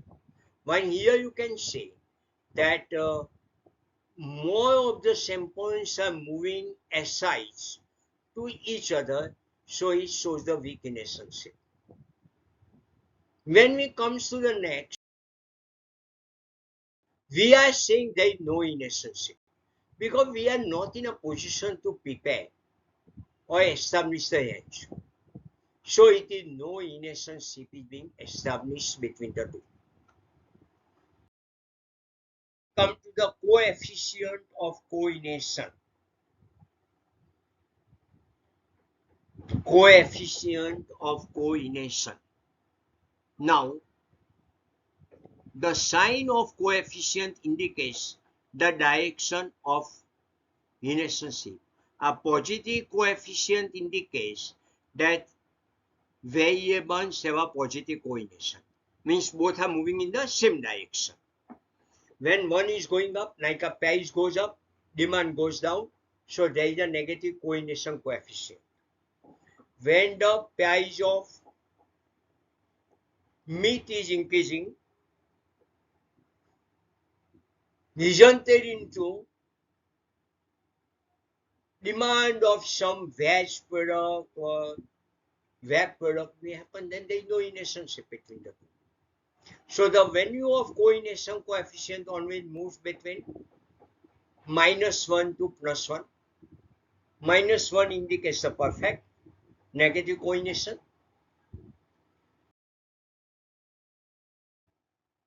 and +1 indicates the positive coordination. So this is the +1 positive coordination, +1 negative coordination, there is a no coordinations, and there is a weak coordinations. This is the way you can mention it. Now, Pearson coefficient is being calculated by this formula. In your doctoral thesis, it is advisable that you should mention the formula, explain the formula, you should know the formula, and then you apply the SPSS test. In thesis, the writing of the formula gives the more credit to you. So here the coordination coefficient value formula is being given. You have to keep it in mind.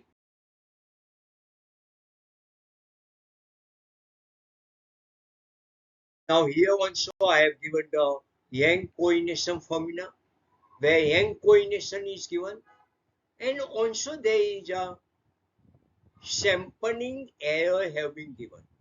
That what is the error happened in my sampling and what is the probable error. Now they are saying what the spearman says, that probable error is always 0.67 of the sample error. So the probable error of coefficient of coordination is the extent to which depend on the condition of random sampling. So there is a sample errors have been taken place.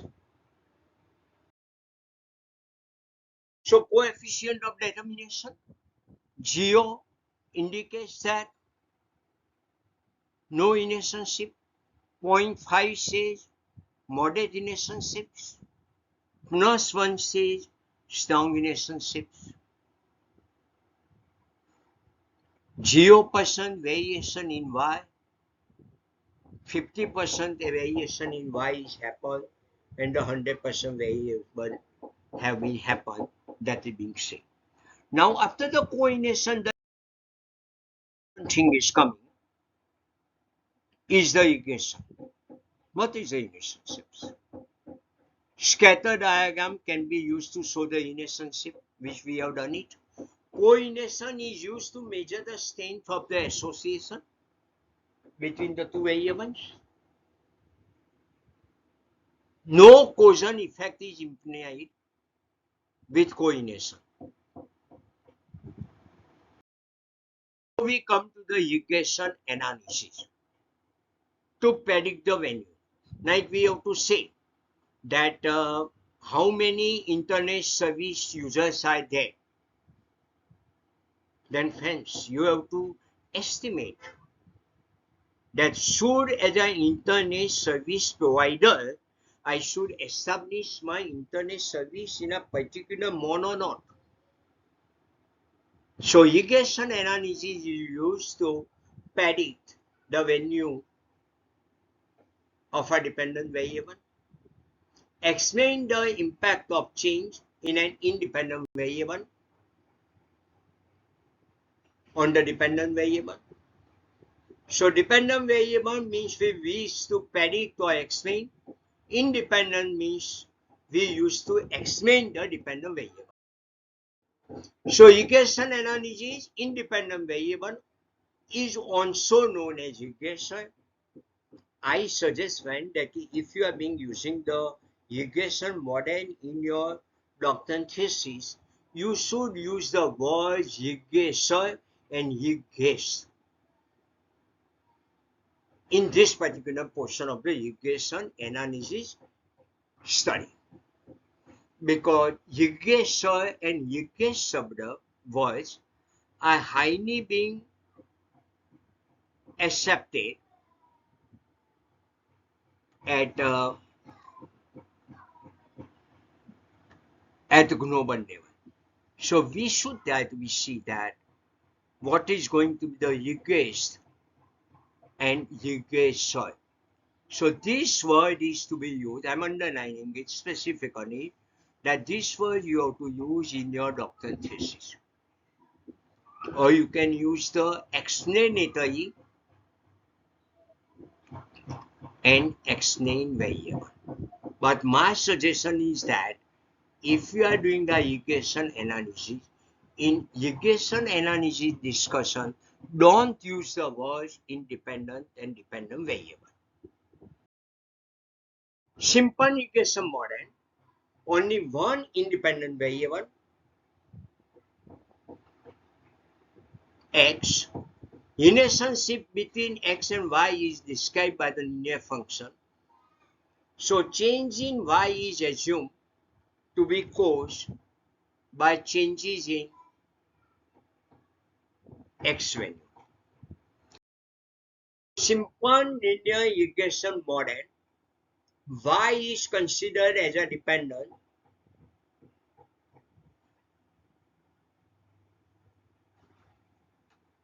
Population variant is shown by B0. Now let us friends come to here. Very important point. One side I say that beta to be used for population.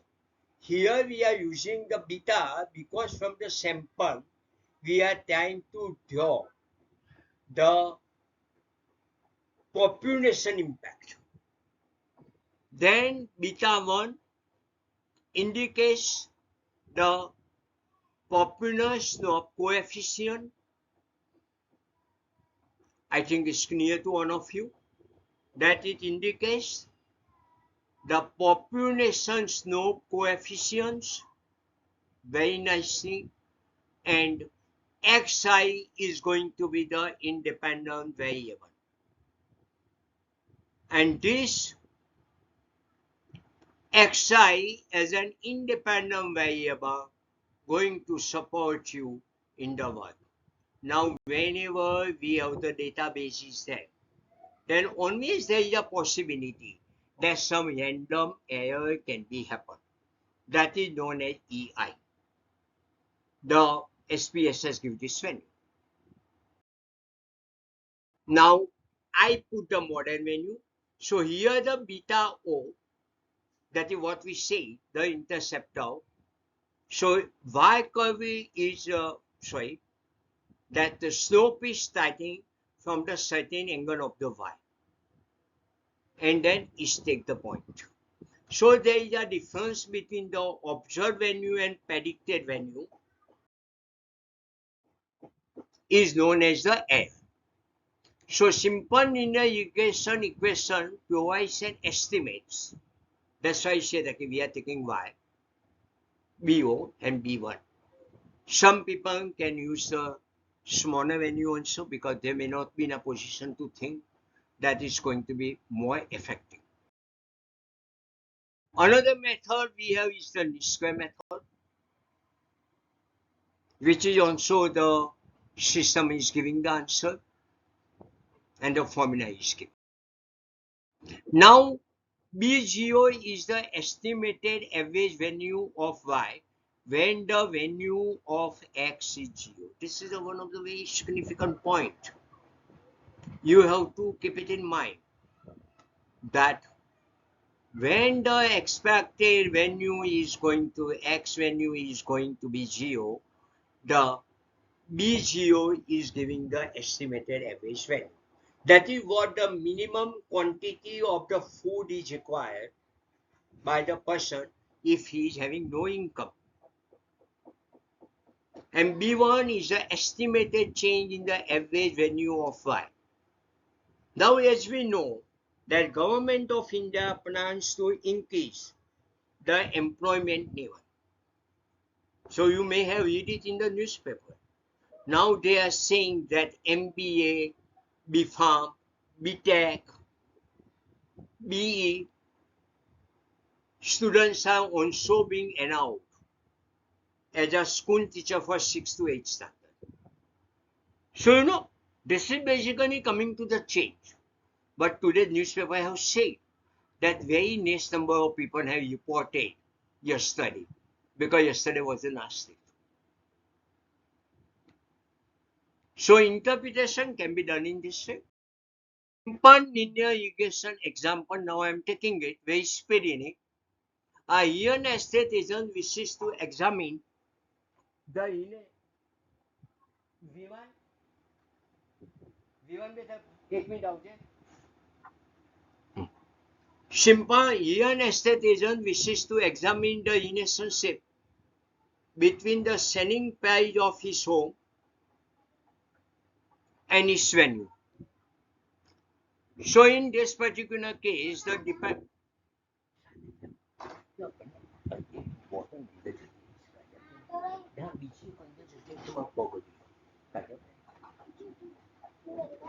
એના આવજ ને glass નહીં જા બેટા અમને તો સિન્ના glass Niki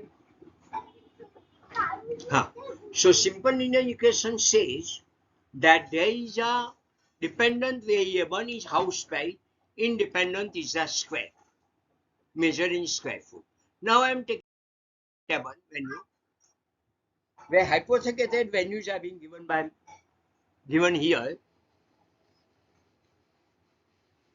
that house price is given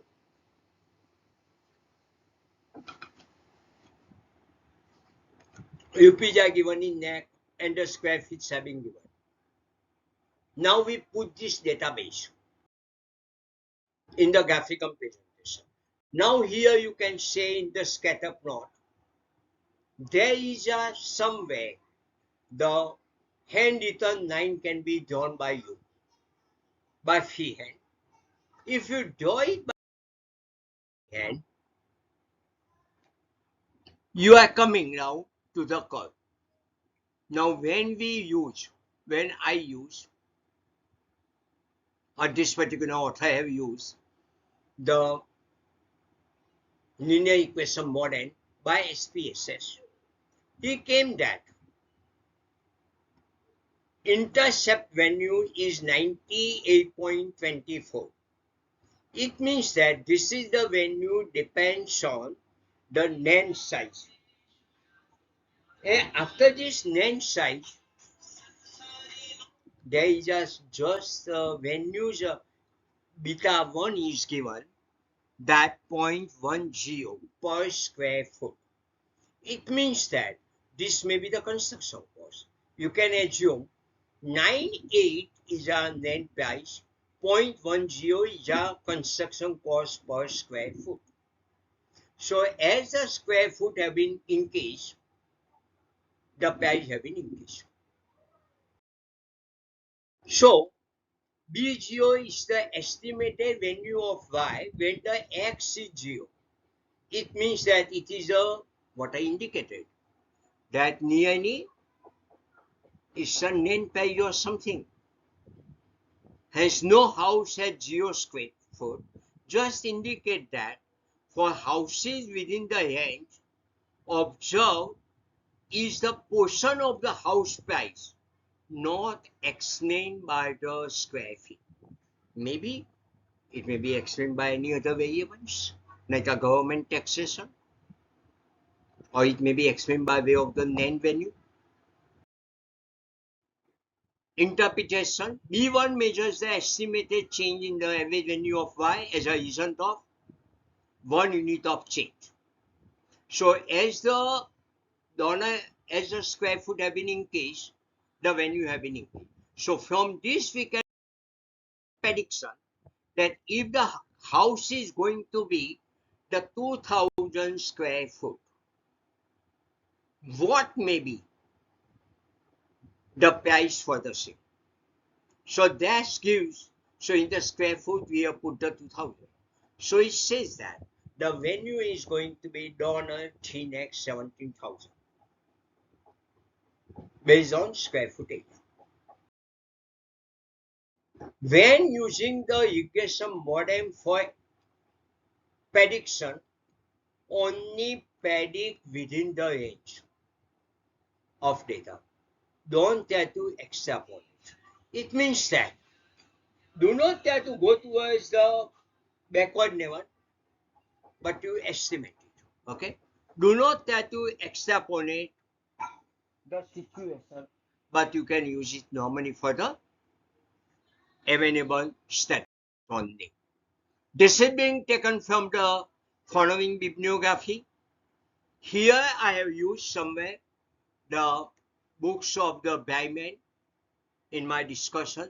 This is the book I have used for some of the presentations. And I have used, you know that I always used to be say that the kanji is my favorite book. And there is a methodology in the social science published by the Yawat publications have been used by me. Now I am taking you to the few important formulas in that. Speedily, whenever there is a measure of the variations have been done, this is now I am taking it for the F test, speedily. We are coming down to the total sum of square is equal to regression sum of square plus error sum of square. Errors are also going to be the normal in the statistical study. So, SST measure the variation of Y around their mean value. SSI explain the variation happen between the variable X and Y. SSC indicates the relationship between X and Y. Now, Y by chart have been drawn. So, by graphical way, we are coming down, we have done in the earlier slide, the error. Same way, this is the statistical error. But there we say that observed value and actual value, difference between the two, difference between the observed value and expected value is the error. Now, when we come to the F test, we bifurcate into two portions. That sum of error and sum of the equation. So, there is a coefficient of determination to be worked out, which is known as the I square. It means that regression sum of square divided by total sum of square. So naturally, it is going to be between 0 to 1 only. Because SST is equal to SSI plus SSE. So SSI is always going to be lower than the SST. So the result is going to be between 0 to 1. And this basically explains the variability. Like here, when it comes from Y to X axis, means as X increases, Y decreases. So negative. Here both have been positive. So it's a positive co-relationships perfectly have been indicated. The same, it may be indicating the weakest position when it is between 0 to I square. But if it's bifurcated mode, flow mode, then some but not all variation is explained.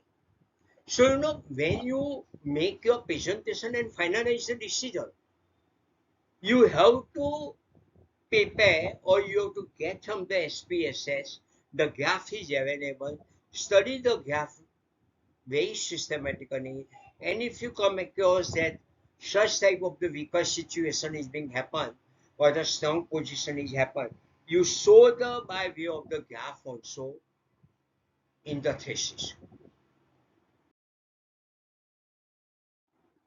Sometimes there is no relationship can be happen.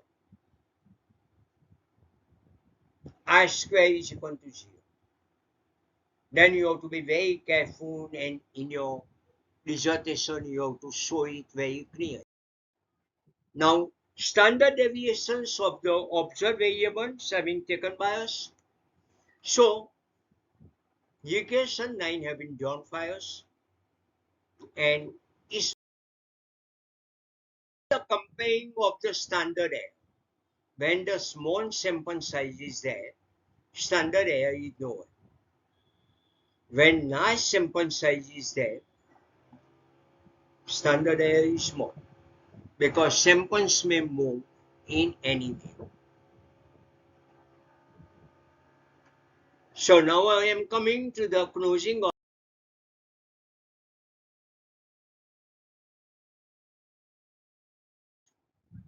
that we have to use the linearity, that is relationship between x and y, independence of errors, normality of errors, and equal variances.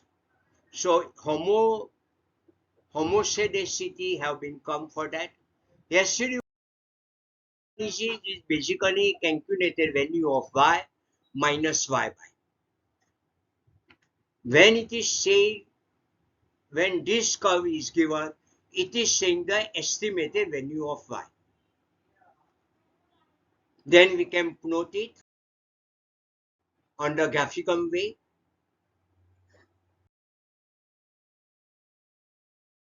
Same way,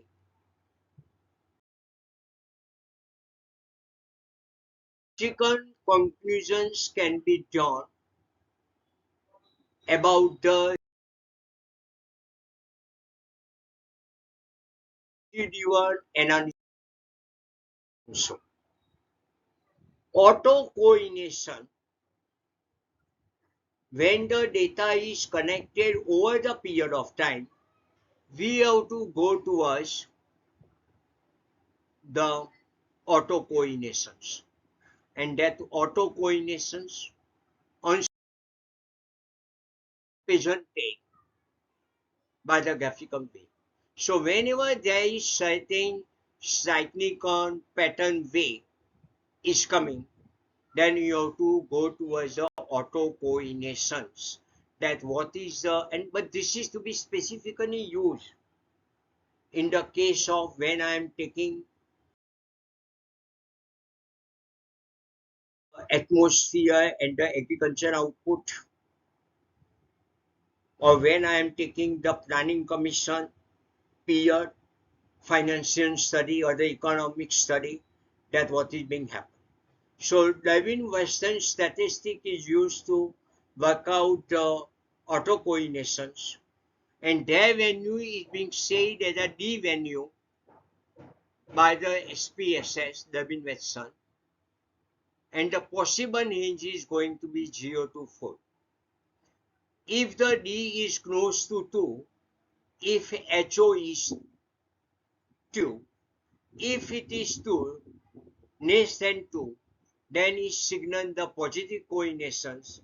If it's greater than 2, then it indicates the negative correlation shapes. This can also be calculated by you by the Minitab or the Excel. This is a new. If the D value is coming between 0 to 2, so if it is less than D1, lower value, you reject.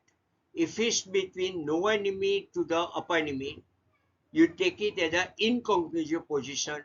And if it is between upper, that is 2 to between 2 to 4, you do not reject the HO. So it's indicating that how the time series data correlation have been given.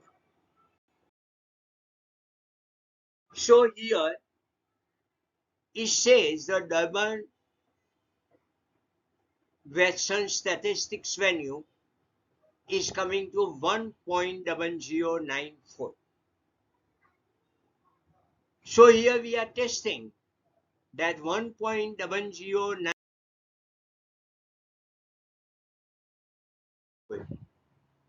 which means that it's lower than the value. So here when the n is 25 and sample is 1, then we use the value where the SPSS will give you the value of lower 1.29, upper value is 1.45. Here the calculated value is known, so we reject the null hypothesis. But if the data is coming between 1.29 to 1.45, we are going to be inconclusive that we are not clear that whether it is. So inference about the snow, same way action output is giving you the standard error. So whatever I said, the statistical error, p-value, t-value, everything is given. So here the action value is giving you the f value. F value is given 110848. The significance value is 0.01, means less than 0.05. So you reject the null hypothesis. So SB1, standard error of beta 1, is a measure of the variations in the slope of regression. Small regressions, very tight with the main line. When it's scattered, it is large sample size. T-test population shape, we will do it. Like here, what we said, x bar minus mu upon standard deviation, same thing have been used here for linear relationship. But as there are the two parameters we are taking, so we take the degree of freedom n minus 2.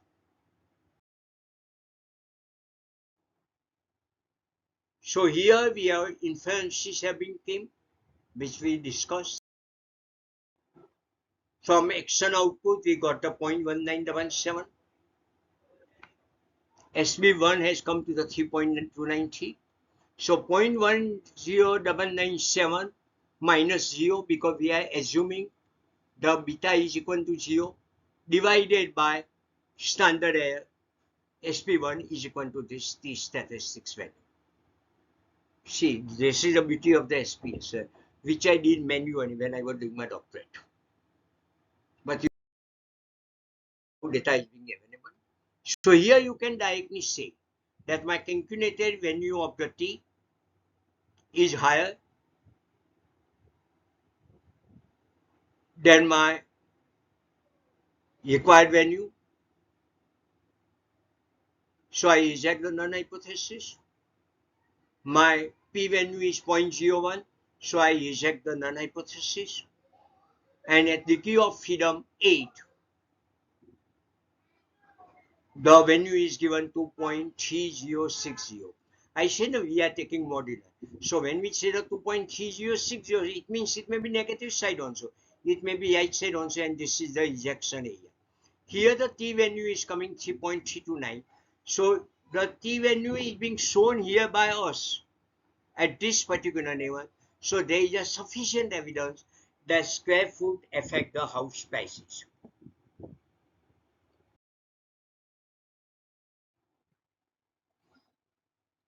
And t-test statistics, p value, same answer has come.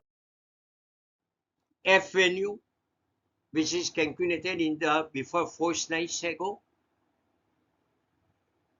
where there is a k is going to be the numerator, that is an independent variable.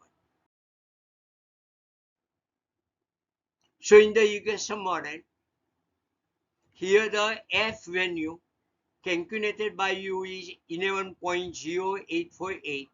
P value for F test is 0.001, less than 0.05. So we reject the null hypothesis. And the system says that I square is what the value is. And here t-test value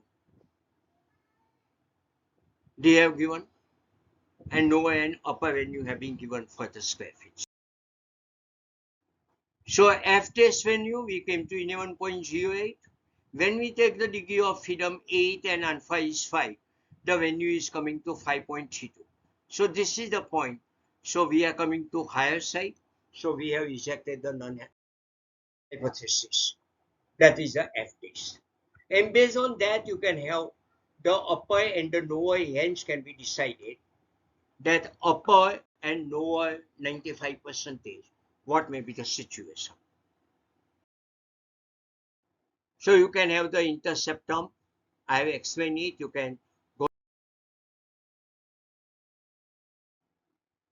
YouTube channel and subscribe for it. You will always get so many slides have been coming. Like I'm also putting today another one slide where only I discuss about the parametric test in the teacher development program. So you will get the more and more slides are coming on the subject related things and so many subjects. So hypothesis, coordination coefficient, no relationship, coordination exists, and then we take the T-value.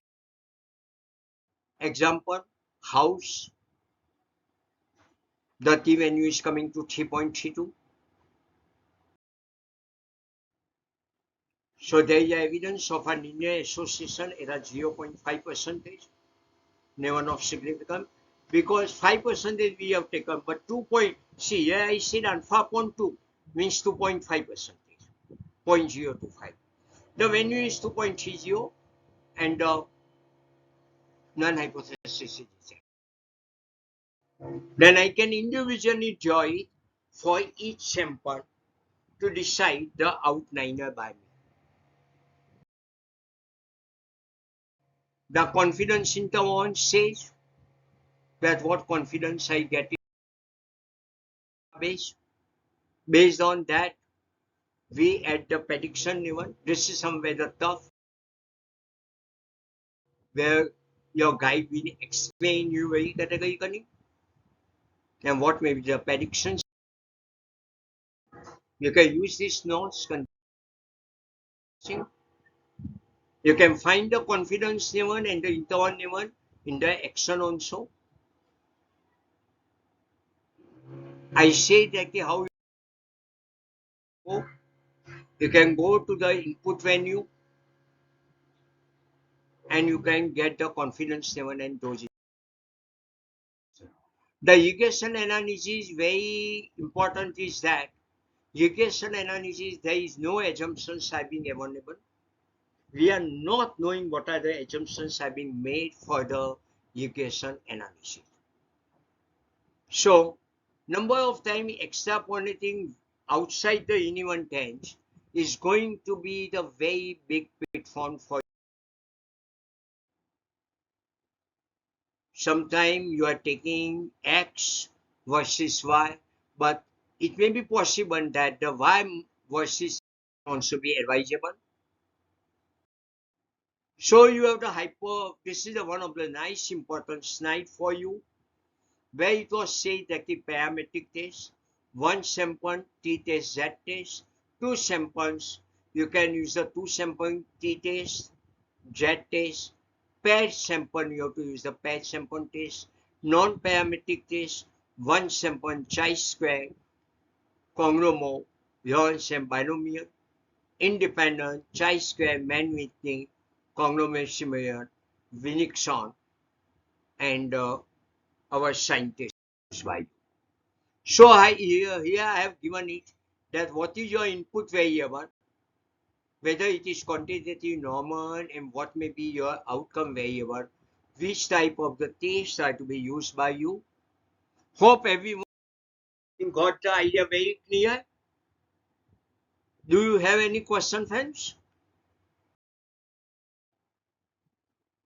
Any question from anyone?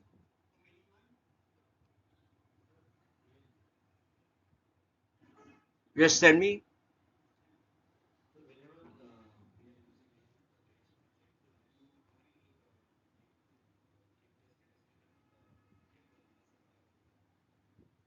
See, the statistical tables are being available in the on books, okay? Like Kothai books also being available with you, or any basic statistics book or higher level of the statistics book, tables are available, or either way also in the market, there is a specific table books is being available of the Nongman, where one type of the tablets are given. But I suggest that instead of to purchasing those tablet book, you may go ahead with 100 statistical sample tests, because in the same book, tables are given. So you will have the more benefit from that. Any